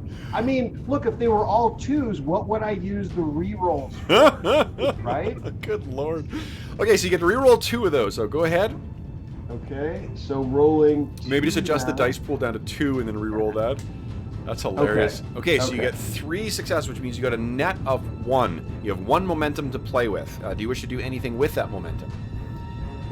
Damage. Damage, okay? Adding to damage. Okay, sounds good. So go ahead and roll your damage on your phaser. Okay. My phaser type 2. Yeah. Alright. Oh, so armor is called Grotesquely resistance huge, please. in this game too. Right. For those who may be pedantic about the nomenclature. All right, so you got 1, 2, 3, 4, 5 damage, and 6 from your what do you call it? Momentum spend. Yeah, from your momentum spend. And do you have any traits that can be triggered with that? I don't think so. I don't think so with it. Size 1H and charge. And Those are the charge only is what you two. need to change it off. Okay, so it's just flat up heavy stun. You fire at this commander. And here's the thing. It hits, but it staggers him back. You know it was a solid hit. He, even being a Romulan, should have felt that more than what he did. So he looks up at you and kind of snarls and begins to bring his disruptor up. For my experience and knowledge, what's my low-hanging fruit? Is it armor? Am I suspecting armor? No, I mean, he may be wearing some armor, but even then, like a hit that did 7 or 6 points of that was a solid. That should have knocked him down. Should have knocked him out, to be honest. Yeah. But something's happened here, and he hasn't driven for cover or anything like that. Like this isn't a Just so you know mechanically what's going on. It's not that he like dove for cover and whatever. This is that he should have been, that should have affected him much more than what it is. So maybe force field. No, you would have seen that. Oh, okay. It hit him for sure, but something's Zombie going on. Romulan. Zombie. Yeah. I wasn't joking. Okay, so let's see here. Then next up, let's go with Subcommander Dural, because he is definitely eager to get some payback here. So, I don't know if peeking out of the ceiling, does that offer me cover? Or yes, definitely. And the cover I'll give you is... How does that work again? Is that a higher... So you roll whatever the effect dice are called. I can't remember. Basically you subtract that from damage. If you know how shields work in Conan, it's very much the same way. Gotcha. You roll your effect dice, and whatever number you roll, that gets subtracted as just flat up resistance. Okay, I'll say that your cover is 4. I don't want to keep looking. It's pretend because you're mostly covered at this point too. So he is gonna spend 2 threat to get, or actually have to spend 3 to get 2 extra dice. Okay, he really wants to zort you with this thing. Let's see. Okay. 1, 2, 3, 4, 5. But no crits. So 5 successes means he's got 3 3 momentum. He's going to spend that, trigger the vicious effect on his Should I roll my cover now or later? Yes, please. Yeah, go ahead and roll your cover. Okay, and he does 1, 2, 3, actually only 6 points of damage. Okay, so that is 3. 0, 1, 2. Oh, yeah, it is. Yeah, 1, 2, 3, 4, 5. Actually. Nice. Yeah. So actually, I rolled 1, 2, 3, 4, 5, 6, 7 damage, and you reduce it by 5. So you only take 2 stress. Sweet. So yeah, he fires up at you, and you sort of duck back, and the heat from the impact of the blaster or the disruptor bolt is it kind of scorches you or startles you, but does fires not. me up. Yeah, definitely. Okay, next up is one of our heroes. Can we go over the damage real quick again? So is there so obviously I took 2 stress, which isn't too much. Is there a number after which? If you take 5 stress at once, then you get a wound, which will knock you out. But then you can spend 2 momentum as an immediate spend, or give me 2 threat to do that, to die for cover. You do that once per scene until you take an action to try and I think it's, I can't remember what it's called, but it's basically like to gather your breath or catch your breath, and that allows you to do that 1 more time per scene. Yes. It's specifically called the recover task. Oh, there you go, the recovery. Okay. So, that was it for... And then if your stress cumulatively goes over your stress total, that's when you also get wounded. Okay. Okay. Yeah. Now, who wants to go? We got, let's see here, Zhang assisted, so we've got... so I think it's just T'Prel and LaSalle. T'Prel and LaSalle, yeah. T'Prel, why don't you go? You're... Yeah, I'm thinking, because these are 2 separate large rooms, right? So I can't see the commander right now from where I am. It's through glass, though. Okay. Can I shoot the commander right now? You'll just shoot the glass first. Okay. Ooh, and you would have to spend an action to modulate the phaser.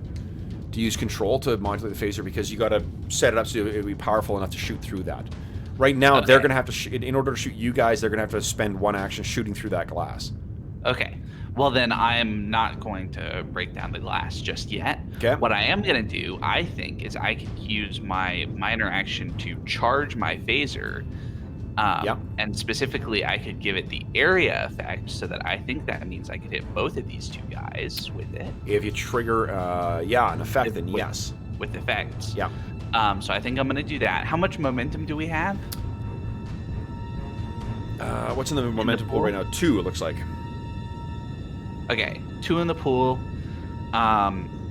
So I'm going to use 3 dice, no focus, daring, Yeah, and and just for an security. FYI, you cannot use momentum from the pool to Yeah, trigger your I dice. can't use it to like increase damage or anything like that, but Yeah. I can use it for extra dice. You can, absolutely, yeah. Okay. You want to give me some So- extra threat to use both of those momentum?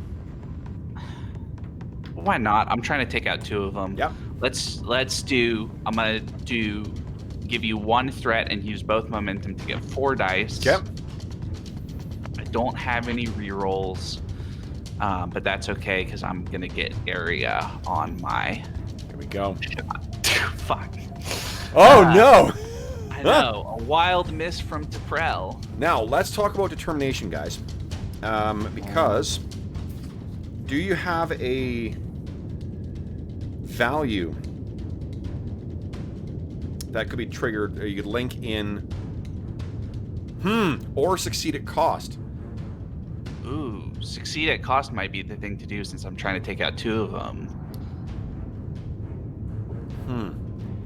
You know what? Here's a proposal for you. You can take this or lose. It's kind of a devil's bargain kind of thing. Yeah. Going with your needs of the many outweigh the needs of the few. You could be striding forward and firing at both of them, and I'll allow you to spend a determination to re-roll that. And then what the trade-off is that they are all going to be shooting at you. Yep. I think that's a fair trade. Okay. All right. I'm going to re-roll the whole thing. Yep. Go ahead. That may not be rules as written for those listening at home, but I don't want to... we've been looking up too much shit. I should have looked up more stuff before we started our session. Okay, so yes, that definitely hits, and you're sitting on 1 momentum. So Yes. let's hope you roll some... Let me look up what area does to make sure that it's correct. Okay. 1 additional target within close range of the original target with each effect rolled. So I have to roll effects. Yep. And then I can spend my 1 extra momentum from the roll because it only costs 2 for extra damage, which might be useful. So let's do this. Nice. So it's 1, 2, 3, 4. 4 damage right now. Plus 1 to boost to 5 damage for both of them. No. But you need to spend the momentum to trigger the effects. Effects don't automatically trigger. I thought they did. I'm sorry. Hold on. Oh, no, you're right. No, you're right. I'm sorry. I'm wrong. Yes, so you do. You've got 2 effects, so yes, you can trigger your area. 2 effects. So the effect triggers the area, Yep. and then spend my extra momentum to do 1 extra damage to be doing 5 damage to both of them. Nice. Okay, so then for them, am I going to bother spending any things? No, I think both of them are hit, and you, I think, just like zorch it across the 2 of them, and both of them are now stunned. Ugh. Well, that's good because I was going to comment on one of our last firefights. It was an unusual situation where I felt like the PCs man for man had a lot less firepower than the baddies, but this makes me feel good again. Oh, but you know, because the only other firefight we had, we were fucking it up and adding a shit ton more damage dice. Oh, right. That's what it was. And they also had rifles. So and they that's had not- disruptor rifles and Yeah. stuff. Yeah. These guys only have Yeah. disruptor pistols. Okay. Okay, so then it is, I think, so one of the Romulans gets to go right now. The guy in the bottom here, I'm going to use red dots to indicate that they move because it's just too hard to see those yellow. The skull, we all know who the sub-commander is. Yep. Okay, so then this guy over here, he fires at the glass, shattering the glass. And now it's Ensign LaSalle. What's he doing? Shall he shoot at the guy who just shot the glass? Seems like he could. Yep. Yeah. Might as well take a pot shot. You know what? I don't think LaSalle has a phaser. Oh. Unless one of you guys are loaning him yours, because he wasn't part of the away mission. He wouldn't have been... I don't think he's got one. Could he... So Dell probably has his phaser, like, on his belt or something. Could he, with a minor action, grab Dell's? Yeah. If, yeah, I mean, if I, you know what, I won't cost you any momentum. I'm assuming that's what would have happened before. Okay. He's got a free hand, so he would have done that.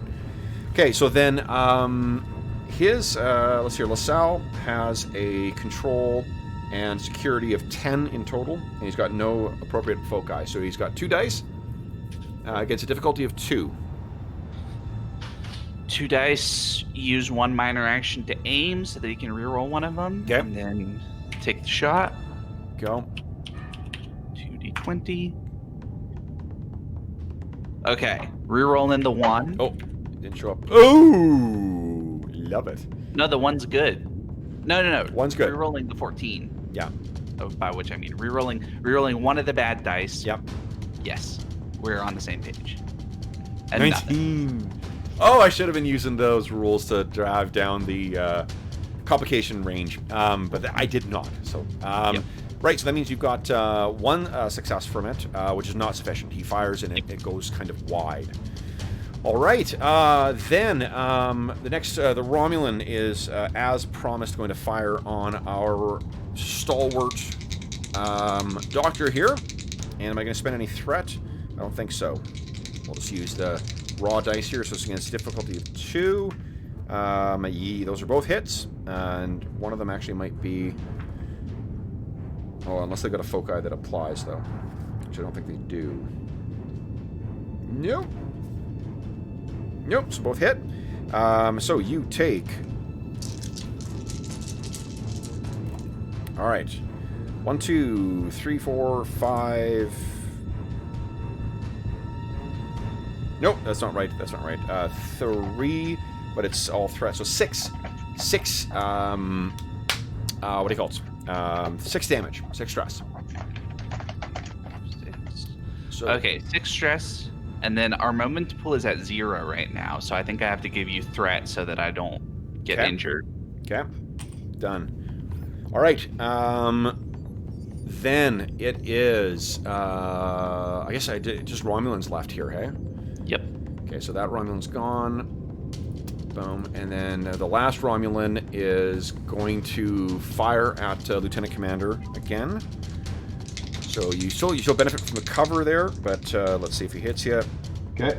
Yep, that's a hit. Go ahead and roll your cover. So roll 46. 1, 2, 3, 4, 8. Ooh.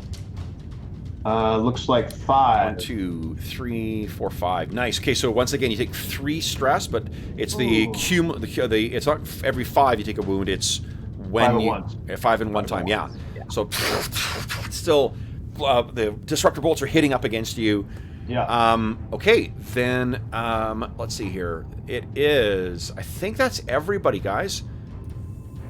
So what I'm going to do now is I will take away red dots when I act with the Romulans. But first up is our heroes, though, our Starfleet officers. And I'm gonna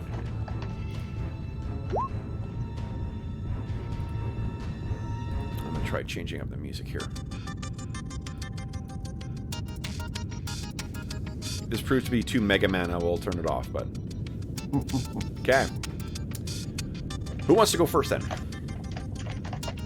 Nice. Nice. And Dorian, think. Angorian would be a lovely soft sweater. That's how we pronounce it. I don't know how about you humans pronounce it. My knitting circle will hear about this.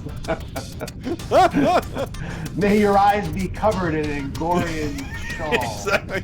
May you develop one hell of a rash. Okay, so who would like to go first? I'm in. Yeah, I'll go. yeah. Why don't you go? Let's see. I am going to. I'm going to spend a threat for the 3rd die since we are at momentum 0. So, and then a thing to consider before we say everything we're spending on, if you can generate up 2 momentum, we can keep the initiative with those 2 momentum, since that seems to be really effective in these fights. Yeah. Do you think I should spend 3 momentum, 3 threat to get 2 dice? I don't think that's a terrible idea. I mean, I think that's all right. I'm not. Yeah, go for it. Yeah, I'll spend the 3 threat for 2 additional dice. Yeah. Still got the hand phaser focus working for me, I think. Look at this pile. And let's not brag too much here, Gina. I fear that it might fall on me. Still got the bold going for a re-roll. Okay. I am going to. I think this time I'm going to spend. I'm going to spend my minor action for the charge function. Okay. And go for the penetration. See if that affords me any better Heavy stun, effect. sure. Okay. And 4 dice. I think I'm ready to go. Good call.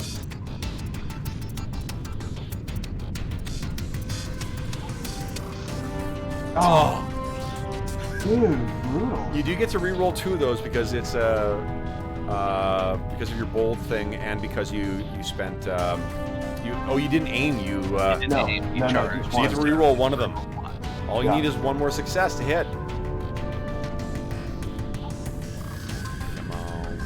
Oh, Shit. he's just he's too excited. Zeroth, he fires into the floor in fury. Okay. Who wants to go next? No, we can't. It's your turn, Kevin. No, isn't that doesn't T'Prell's thing always allow you to go twice? T'Prell's only allows us to go twice on the very first round of combat. Oh no! Yeah, that's why I was saying is that we could do essentially T'Prell's thing at a cost if we could generate up some momentum, and then Zeroth blew all of our momentum as threat. Oh boy. Okay, so that means then one of the Romulans can fire on Lieutenant T'Prell. Yep. And I Okay. can't use the avoid injury thing again. Okay. So we're gonna do that. What kind of meanie DM attacks someone who hasn't acted yet? Jeez. You think this is the starship drifted into the Barrowmoor? Come on. All right. Are you fucking kidding me? However, it appears that Romulan marksmanship is very much like Stormtrooper marksmanship, I think. I didn't hit. I spent threat and got extra dice, so one of them fires, but it goes wild. Now, what's happening with our task with starting the engines? Next up is powering up the engine core. So that will be a daring and engineering task with a difficulty of 2. So shall I go for that? Daring and engineering? I think it's... Sure.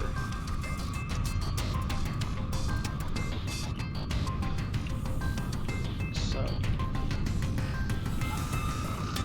Daring... Engineering? Yep. Can I get an extra dice? If you give me threat, you can.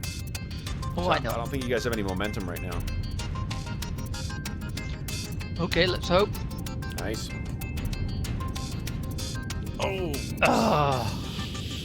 Now, let's think here. Is there a succeed at cost? You know what else? Here's what I'll say. If you want to succeed on that at cost, I'm going to lower the difficulty to hit you by 1 on the next attack. I will go with that. Okay.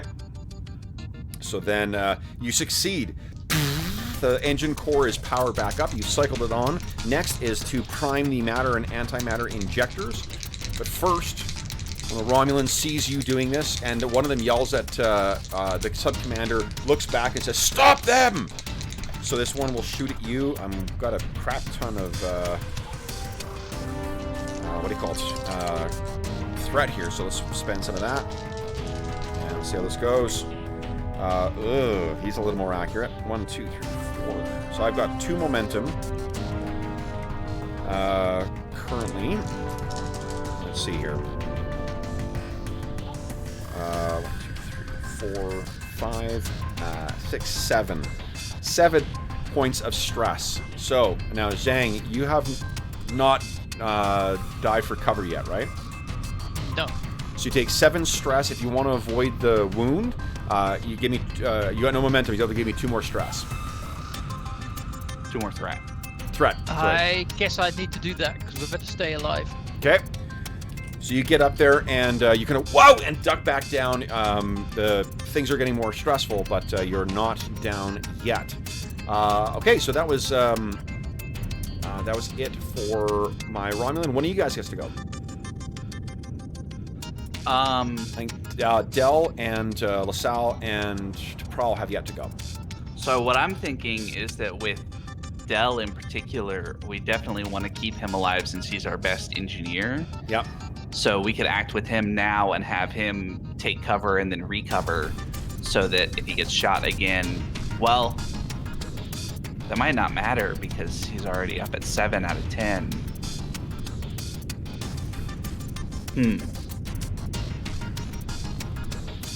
Never mind. I'm wrong about that. Okay. I think. Hold on. Remember, there is an action first aid. That you get someone up again. Is there a way of? Hold on.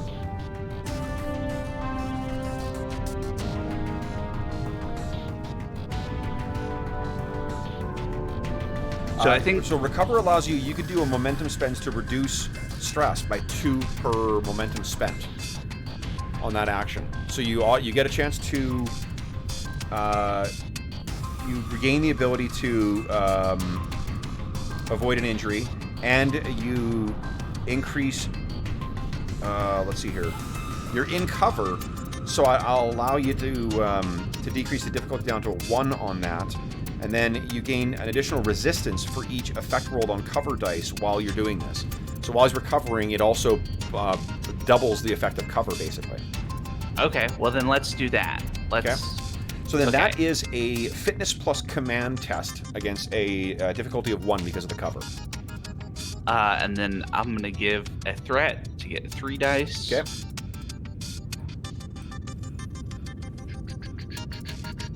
Yeah. Dice are colder than a Venusian mountaintop. Here we go. Oh my Nothing. goodness. Does he have any value that would help here? He doesn't have any determination, so... Oh, yeah. Yeah. Sheepers. Okay. Oh, hold on. You can...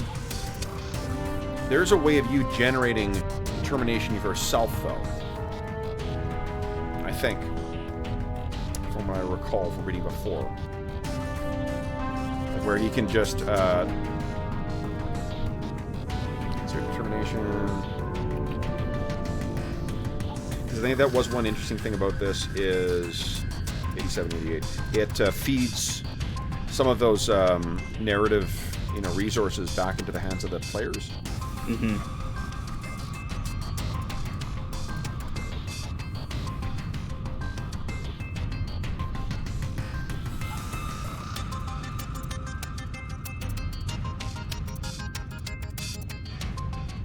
Once during a mission, if a character has a value which could affect a task or situation negatively, they may challenge that value. The character immediately gains a point of determination and then crosses out the challenged value, meaning that it cannot be used again for the remainder of the mission.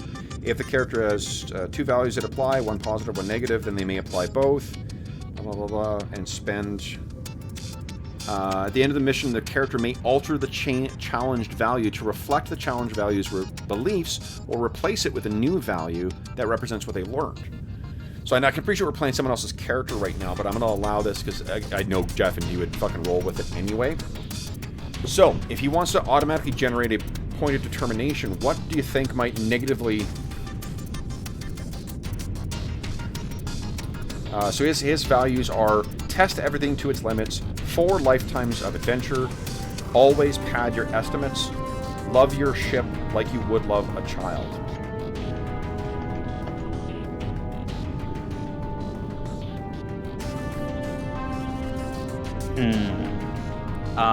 Do you guys have any ideas? I got a suggestion. Yeah. 4 lifetimes of adventure may lead you to think that to lose focus on how important this one is. If he challenged that value, maybe knowing that he's a Trill, who is a symbiotic thing with a symbiote that has lived for 4 generations, but part of that symbiote or symbiotic creature only has 1 life. Mm-hmm. So maybe he challenges that value and potentially replaces it with live this one as if you have 1. Yeah, I like that idea. Okay? Yeah. So then so we'll cross out test everything. Oh, sorry, 4 lifetimes of adventure. He gains a point of determination, which he can immediately spend to reroll.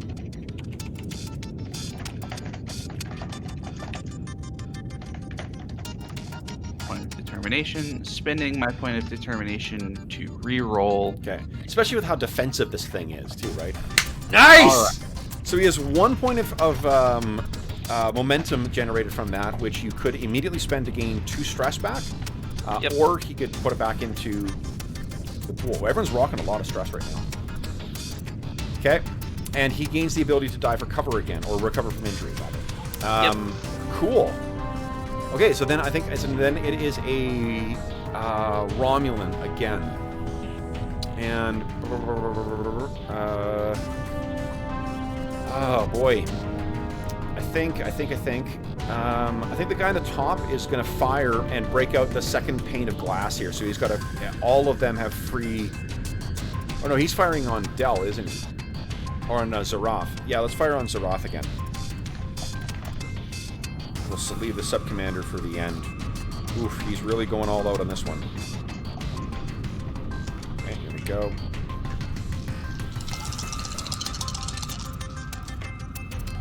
One, two, three, 4 successes. So, I got 2 momentum against you. Let's see here. That's 1, 2, 3, 4, 5, 6, 7. 7 points of damage. We'll bump it up to 9. 9 damage to Roth. Roll your cover. All right. Let's see here.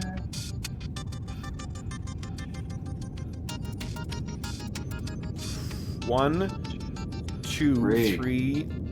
So it's down to 6. You want to give me 2? Have you avoided injury yet? I have not. Okay, so then you got to give me 2 stress to avoid injury, unless you want to be knocked out in this fight. Yeah, okay. Yeah, I'll give you 2 threat. Okay, boom. All right. Then who's left? I think LaSalle is left, isn't he? And I still take the 6 stress. You take 6 stress. Yeah. Yeah. T'Prel and LaSalle are both. Oh, still to go. Okay. So I think T'Prel really wants to take down this leader, and now that we've got, do we have a clear line of fire? You do, absolutely, yeah. Yeah.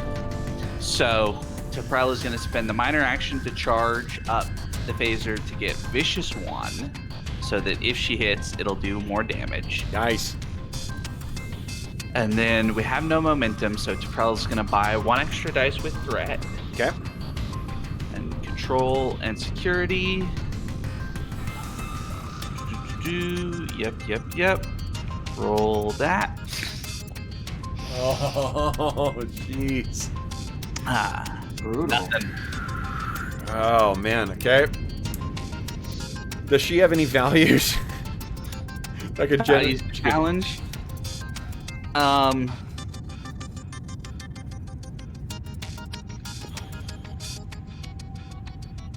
it's got to be challenged in a negative way. Yeah. Well, maybe hesitation is as bad as inaction, because we're learning the value of thinking and planning ahead and not charging into the fight. So, my reading of hesitation is as bad as inaction suggests that you need to act. Like the positive implication of that is that you need to act precisely. What are you saying? How is it? What I'm saying is that rather than taking the shot, she should have essentially set up for the next round, recovered, and basically that acting in this situation is not the best option. Nice. Okay. So that sounds good to me. So cross that one out, and then let's re-roll, and you can determine a new value afterwards. There we go. Yeah. All right, so you got 1 momentum with that. Go ahead and roll damage, and it's vicious. It's vicious, so it does 2 on each effect, not 1. Yeah. 1, 2, 3, 4. Oh, but one of the momentum spins is I can reroll as many damage dice as I want. So Yes, I you can can. reroll those 2 damage dice. Sure. So let's take the first 2 on your reroll. Just go ahead and roll the same thing. Yeah. 1. Okay, so it's 1, 2, 3, 4, 5. No effects, though, unfortunately. No effects, but 5 damage, I guess, is going to 5 damage. Okay, so it hits this thing. Or hits, and again, it hits him, and this should, likewise, like this would, you're confident this would drop a man. You've seen it drop those others. He turns around and sees that you're firing at him as well. Whew, okay. Then, I guess it's him. I think he's going to fire at you. You're an easier target. Well, that's part of what I was hoping, is that I could get him to fire at me instead of at Dell, since we need Dell to do the engineering work. Okay, and here we go. Ooh! I rolled a complication, which means I gotta drain more out of my pool here. But I also rolled a nat 1, so that's 1, 2, 3, 4, 5. So I got 3 momentum.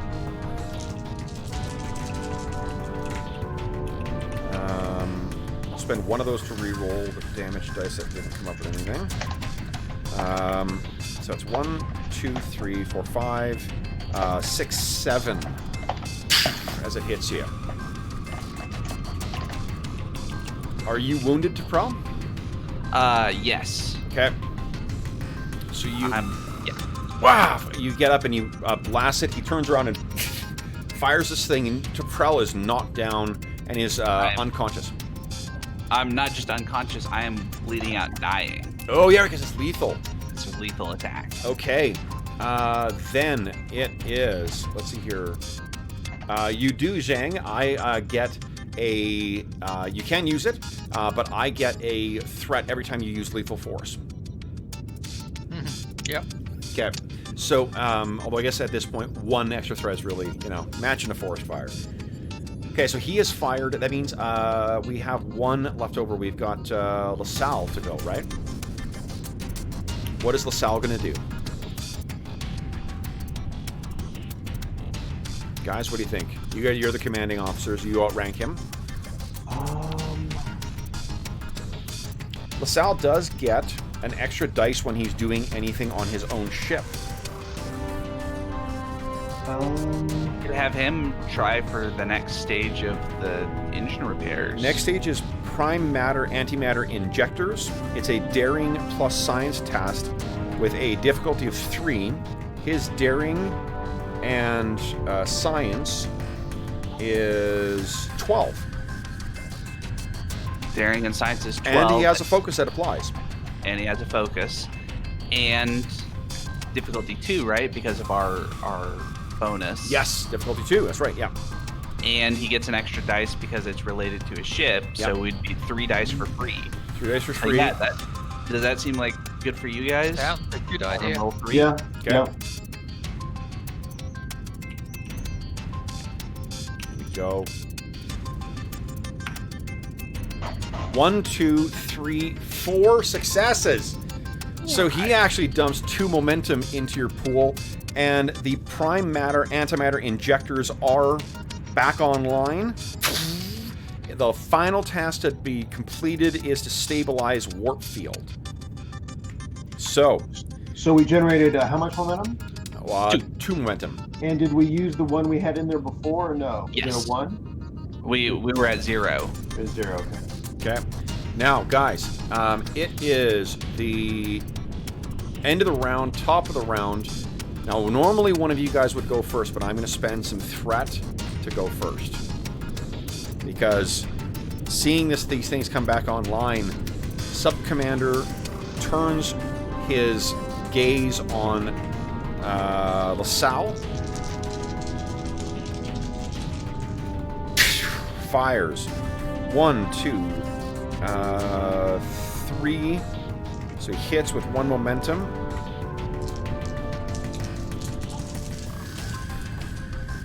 We'll re-roll those. 1, 2, 3, 4, 5, 6, 7, 8, 9, 10 damage on LaSalle. I think that just automatically takes him out. Yeah, Yep. so it blows a hole through LaSalle. And he falls down dead. Oh, Yeah. So, a bit harsh. Now you guys get to go first. What would you like to do? So one of the things I'm thinking, once we have the subspace thing clear, the Magellan could transport reinforcements on board, right? Like they could zap in a security team to help us fight, right? I mean, you would have to. I'm not sure that they would have someone standing waiting. It may be a couple of rounds to do that. Okay, but I'm yeah, just but thinking you're absolutely right. Yeah. That's if we can solve this thing, and then we can get on the communicator and say send a security team or something like that. Yeah. Now, that's very rational, and I agree with you. But you know what? Lieutenant Commander Jang is if someone spends a infuriated. determination, there's one that's called Make It So. The character immediately creates an advantage that applies to the current scene. I think I'd let, if what you guys did, that's basically retroactively setting up that they had that in place. You know, Lieutenant Commander Zaroth is the security officer. I don't think you spent your determination yet. No, I have one. Do you think you've got a value that would... Although, you know what? This could be a moment for character growth. Like, all your stuff is a lot of, like, jumping in there. What you could do is negatively charge, you know, rash and reckless. Rather than that, you could challenge that. The negative is you actually planned ahead and had a security team waiting. Do you want to do that? Sure. So what do you like? Do you understand what I'm suggesting here? Is it? Yep. Yeah, to get the negative, like you have to have a negative application of your to challenge your value, because I'm looking at you.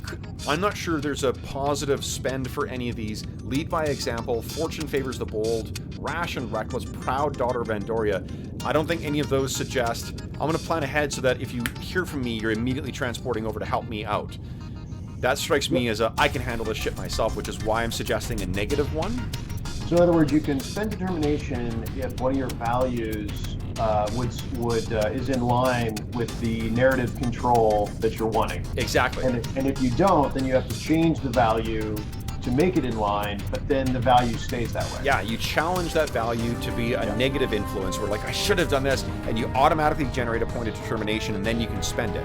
And one of the spends, in addition to the reroll thing, is a Make It So. The character immediately creates an advantage that applies to the current scene. Sure, and that generates determination. So I would still have one determination. Yeah, that automatically generates it. It challenges that trait. So you could use that value again this scene to spend on your determination, but to spend the other point of determination. But it would automatically generate a point of determination you could then immediately spend. Sounds good. Okay. Yeah. So you've had this, going against character. I don't mean to keep forcing you how to play your characters here, guys. Just these are, I think it's such an interesting mechanic. I want to make sure you understand how you can take advantage of that and exploit it for mechanical benefits. So, so then that's, Zarav, you've got that standing by. You did actually stand by. And this gives us an opportunity to introduce an NPC as well, too. So we can talk about that if you get the opportunity to beam them in. But I want you to think about who your second in command is. So the second in command that's in command of the dozen security officers flooding the... Yeah, that you're going to beam over. Yeah, exactly. You're sort of like trusty right-hand man / woman / non-gendered species, whatever that thing is. So think about that. And before what were you proposing that I should be changing my value to right now? Oh, I don't know what you just have to challenge the value. All you need to do is just cross it out. It means you can't spend determination through that one anymore, and then at the end of the session, you decide whether it's been changed or not. Got it. Okay. It's a neat way of you sort of like gamifying the growth of your character as you play through the campaign. Yes. Okay. Cool. Okay. So then, that was I jumped in and did beforehand. We had some talk about what's standing by once the subspace stuff is out of the way. What do you guys want to do? So seems like in that case we want Del to do the very last stage to get rid of the subspace. Yep. Right. Yep. Before he has a chance to get hit. Yep. Okay, so let me switch back to the results here. Okay, so Del, do you... Oh, yeah, it's only the first round you get to go twice, so... You guys have 2 momentum in the momentum pool. Do you want to steal the initiative, have someone help Del with this, or not? Why don't we use those 2 momentum for boosting Dell's roll itself instead of assisting? Okay. That seems like better odds. Okay. If we spend 1 threat, it would be 2 dice, right? Yeah, that's what I'm thinking. You Is do? just Okay. spend 1 threat and get 2 dice. Okay, well, I put 1 more threat back in. Go ahead and make your roll, Del. All right, what's the daring and engineering? Daring and engineering against a difficulty of 2. That's with All the right. reduction. Yeah. Nice! 2 momentum back in the pool. Am I going to assume that someone's going to, spend that 2 momentum to seize initiative? I think that's a perfect momentum spend right now. Zarath, you want to call in the cavalry? Yeah. Security team A. Okay. So what happens, guys, is we'll just drop into actually narrative time here because you're going to be able to take these guys down. And what happens is you tell me. Actually, you're the security officer. What do we see as these guys beam in, complete with their they got the phaser rifles, not the Yeah. And what's the it's the single word code word that you set over to your command. So there's a couple things I need from you, Sean. Is I need the code word that you send over, and I need to know who your officer is, and then you guys can all feel free to describe what happens next as these guys are knocked down. I'm gonna save Dural for me, but tell me what happens, guys. Let me see here. So his code word is Angorian. Angorian. As his Angorian shawl. Yeah. And the second in command is named Gara Zarmer. Okay.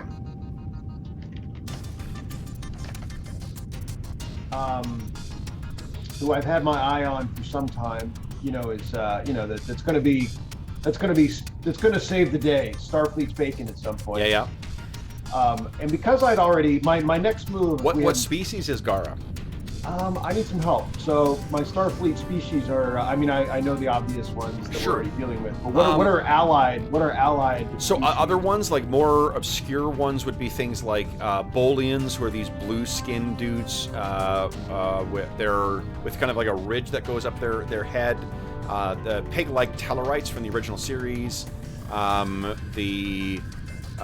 There's one called the Zakdorians, which are basically kind of like human with some strange webbing on their hands, but they are insanely aggressive. I guess we'll have to go with that. Let's go with that. Okay. Yeah. And man or woman?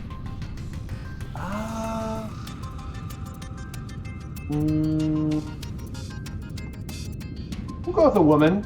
Woman? Maybe I was surprised and impressed by her female aggressiveness. Okay.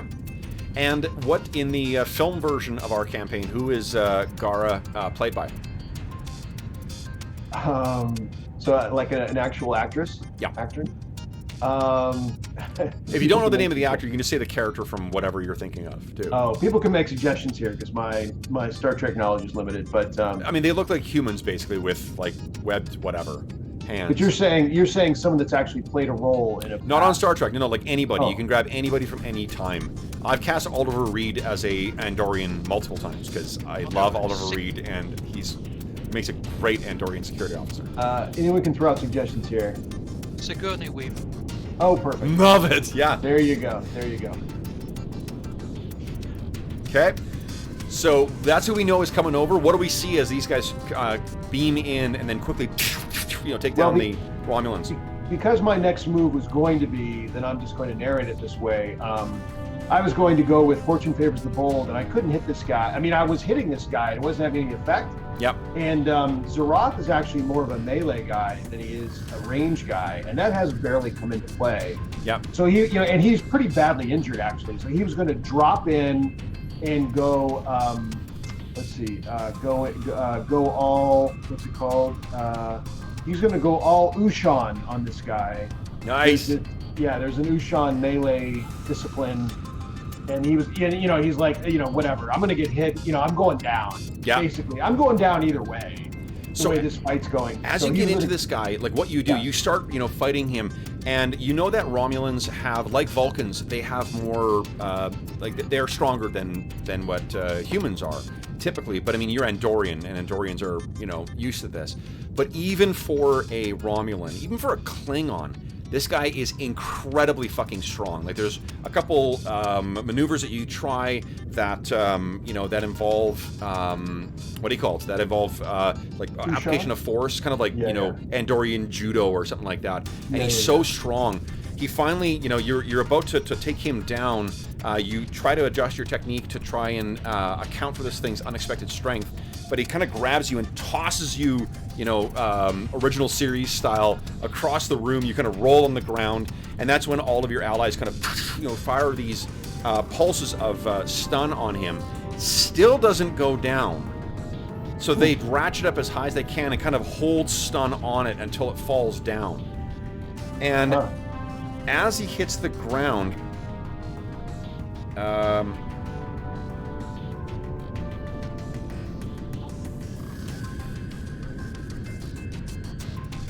yeah, you just, you know that this is not a thing until finally, Zhang, you were looking at that disruptor rifle. Do you actually take the shot? I absolutely do, because I am pissed about the ensign. So I say, you Romulan bastard. Yeah. Aim and give him full whacks with the disruptor rifle. Nice. So it blasts it square in the chest. You don't need to roll for this. And it, he hits the ground, a smoldering hole. Everyone kind of turns and looks over at you. Because of course you've just, you know, applied lethal force. But before anyone, you know, reacts, that the neck of this thing starts like kind of moving, and you see this long bug-like thing crawls out of its mouth and tries to scurry across the ground. Do any of you fire on it? I think the others may want to try and save this thing, but does anyone kill it before you have the opportunity to save it? I'm going to take a second shot with the disruptor rifle. You'll hit. There's a smoldering hole in the ground. So you guys look over, and everyone's sort of like with the Romulans unconscious, the bridge now well in hand. We sort of like the camera pans over to Zhang, and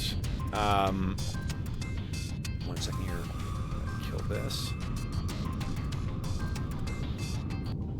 Oops, there we go. We pan over to Zhang, and then down from where she's looking. She's not looking at everyone else who is staring at her.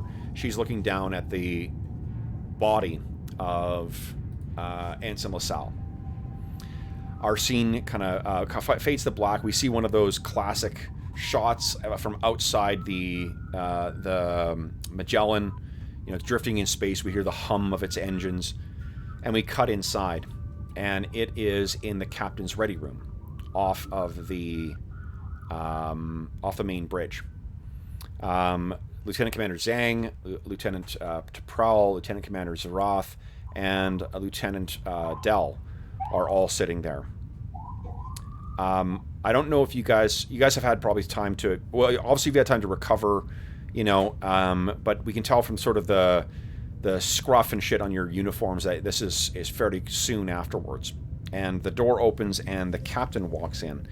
And we don't actually have any information from what I remember about who the captain is, so I'm gonna just because it's easy pickings, it's Edward James Olmos who plays the captain, and old Edward James Olmos as well too. He walks in, and you guys all stand. He says, "No, stay seated." What's the captain's name? Do we have that? Yeah, his captain's name is going to be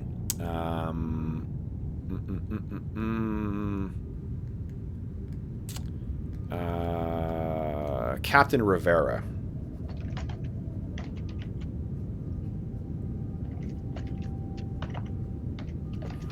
So Rivera says, holds up and says, that's fine.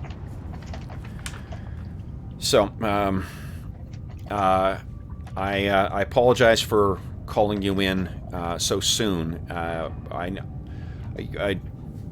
know that you want to, you may want to spend time with the counselor and otherwise have some time to clear your head after this mission, but there's something I wanted to talk about before we leave you on your, before you go about your day. Zhang, tell me, do you think that we might have learned something from whatever that organism was that was inside the Romulan? And you can tell from your familiarity with him that he's holding back a fair amount of emotion. You've worked with him long enough to know that he doesn't feel out his emotion on the to process it, but you can tell from the slightly elevated tone that he is clearly displeased. I think T'Prel and Zaroth, you guys can pick up on this as well. You're right, Captain. I failed my duty as an officer of Starfleet here. My rage at the loss of life of the young ensign, this creature that was... This isn't what we expect of a Starfleet officer. I agree. Captain and Lieutenant Commander's defense, we might not have known in any soon time frame about the infestation of the Romulans without the Lieutenant Commander's action. Just thought I'd throw that in. You're correct, but it seems that medical scans of the rest of the crew of the... I'm sorry, I know they actually know the name of the ship now. Magellan? No, not the Magellan. The Romulan ship. I don't think you told us that. No, because he didn't know it before. But now that they've spoken to the crew, yes, they know the name of the. Where is it here?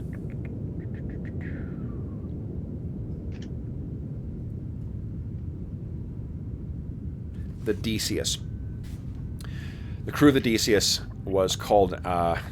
So the rest of the crew of the Odysseus does not appear to be infected by whatever that thing was.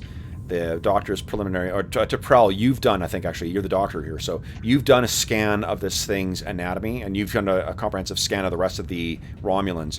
This thing, there are clear signs of trauma inside this, and a bunch of neurochemicals and bizarre, filament of some kind of xeno filament that was developed throughout this thing's throughout this thing's body. And when you tried to learn more about what this thing was, like when you, with the information you had about the symptoms and whatever, you actually came across a classified file. So you weren't able to. So you've been sort of expecting this kind of private conversation. What Captain Rivera tells you is that we're fortunate to have learned that there was only the one of the Romulans that was affected, and it seems a strange coincidence that it was the one that was leading the away team.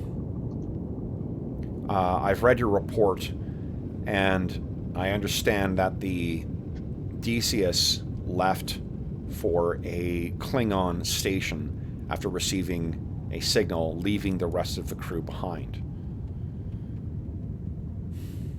What I can tell you is something that is not... I have been cleared by Starfleet to share this information with you on the understanding that you will treat it with the degree of confidentiality that it is due as classified information. What appears is that the thing that you encountered is the second time we have encountered this type of neural parasites. You see, on stardate 41755. Captain Jean-Luc Picard and his first officer, Riker, uncovered a conspiracy by these creatures to control Starfleet. And they had infested and infiltrated Starfleet Command. And all of you, I think, are like, now this has brought your attention. There was a time when suddenly, like, 4 of the Starfleet Command suddenly, like, either were, took ill or suddenly were, had strange deaths, and there was a massive turnover. It just stuck, except for the most conspiracy-minded people, just chalked it up to being like, all right, well, it's just an unfortunate series of circumstances. But what had happened is that these things had infiltrated Starfleet. We have been diligently, or rather the Starfleet Intelligence Service has been diligently keeping watch for these things to return. But as you can imagine, we have been fed, the Federation in general and Starfleet in particular agreed that it was wise to not disseminate information of this particular creature and how close it came, or these creatures came to controlling Starfleet. We feel that the paranoia and general panic that might come from such things. Imagine not being able to trust your neighbor's face. However, we didn't give careful contemplation to potential infiltration by other spacefaring organizations or spacefaring communities, cultures. The Romulans, the Star Empire, rather the Romulan Star Navy, or the Senate itself, if that's been infiltrated by these things, or perhaps even the Klingons.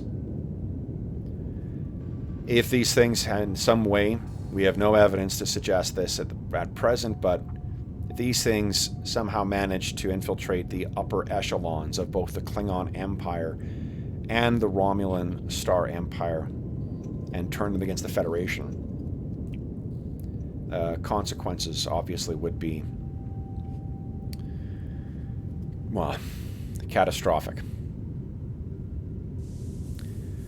We will be traveling to Kortar Station, the Klingon station where the message originated that brought the Odysseus off.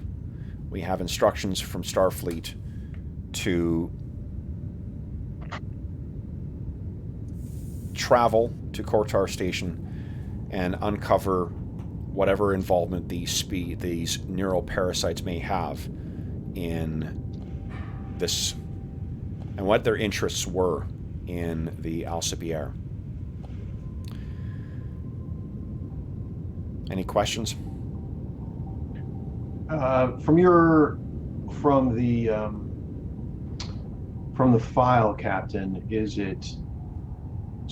there a belief that the neural parasites operated with a macro intent, or did they tend to have smaller goals in a more cell? We're not aware. We have Starfleet intelligence is quite greedy with its dissemination of information. So the only thing I can tell you is that there have been 2 other lesser infestations of these parasites, but the most troubling one was that uncovered by Picard and his crew. The Enterprise found that all members of the Starfleet Command, the ranking officers, had all been infected with these parasites. And that seems to be more than a coincidence, or at least Starfleet intelligence is not willing to chalk it up to such a coincidence. They seem intent and aware of the role that body would have had over the military of the Federation. And so your suspicion, Captain, is that the message that drew away the Odysseus is the suspicion here that it was someone infected on the other side that drew away the DCs? We don't know. The sub-commander, or the Romulan that Zhang killed, that could have been the only infestation, but past experience with these organisms suggests that that will not be the case. And that might explain why Klingons and Romulans are cooperating. Mm-hmm. And that's the thing that worries us most. If the Klingons and the Romulans cooperate by virtue of the influence of these parasites, that could be an incredibly destabilizing force on the Alpha Quadrant and the Beta Quadrant. Mm-hmm. So, what we may find is that there is a less than honest Romulan captain who's trading with a Klingon backwater bandit. If we find that, I'd be happy for the Galaxy, for the Magellan to give them a clear indication why their further interference with Starfleet would be unwise. But if it's as we suspect that there may be more of these, we need to know what they're up to and what their plans were against the Federation. So, get some rest. So our further orders, Captain, are to investigate? We'll have a briefing when we get closer to Kortar Station. For now, you've been through a lot. Go, relax, spend time on the holodeck. To Prowl, you'll be happy to know that we have a new story in as well, too, a new program. I'm not sure. Are you familiar with the Speckled Band by Doyle?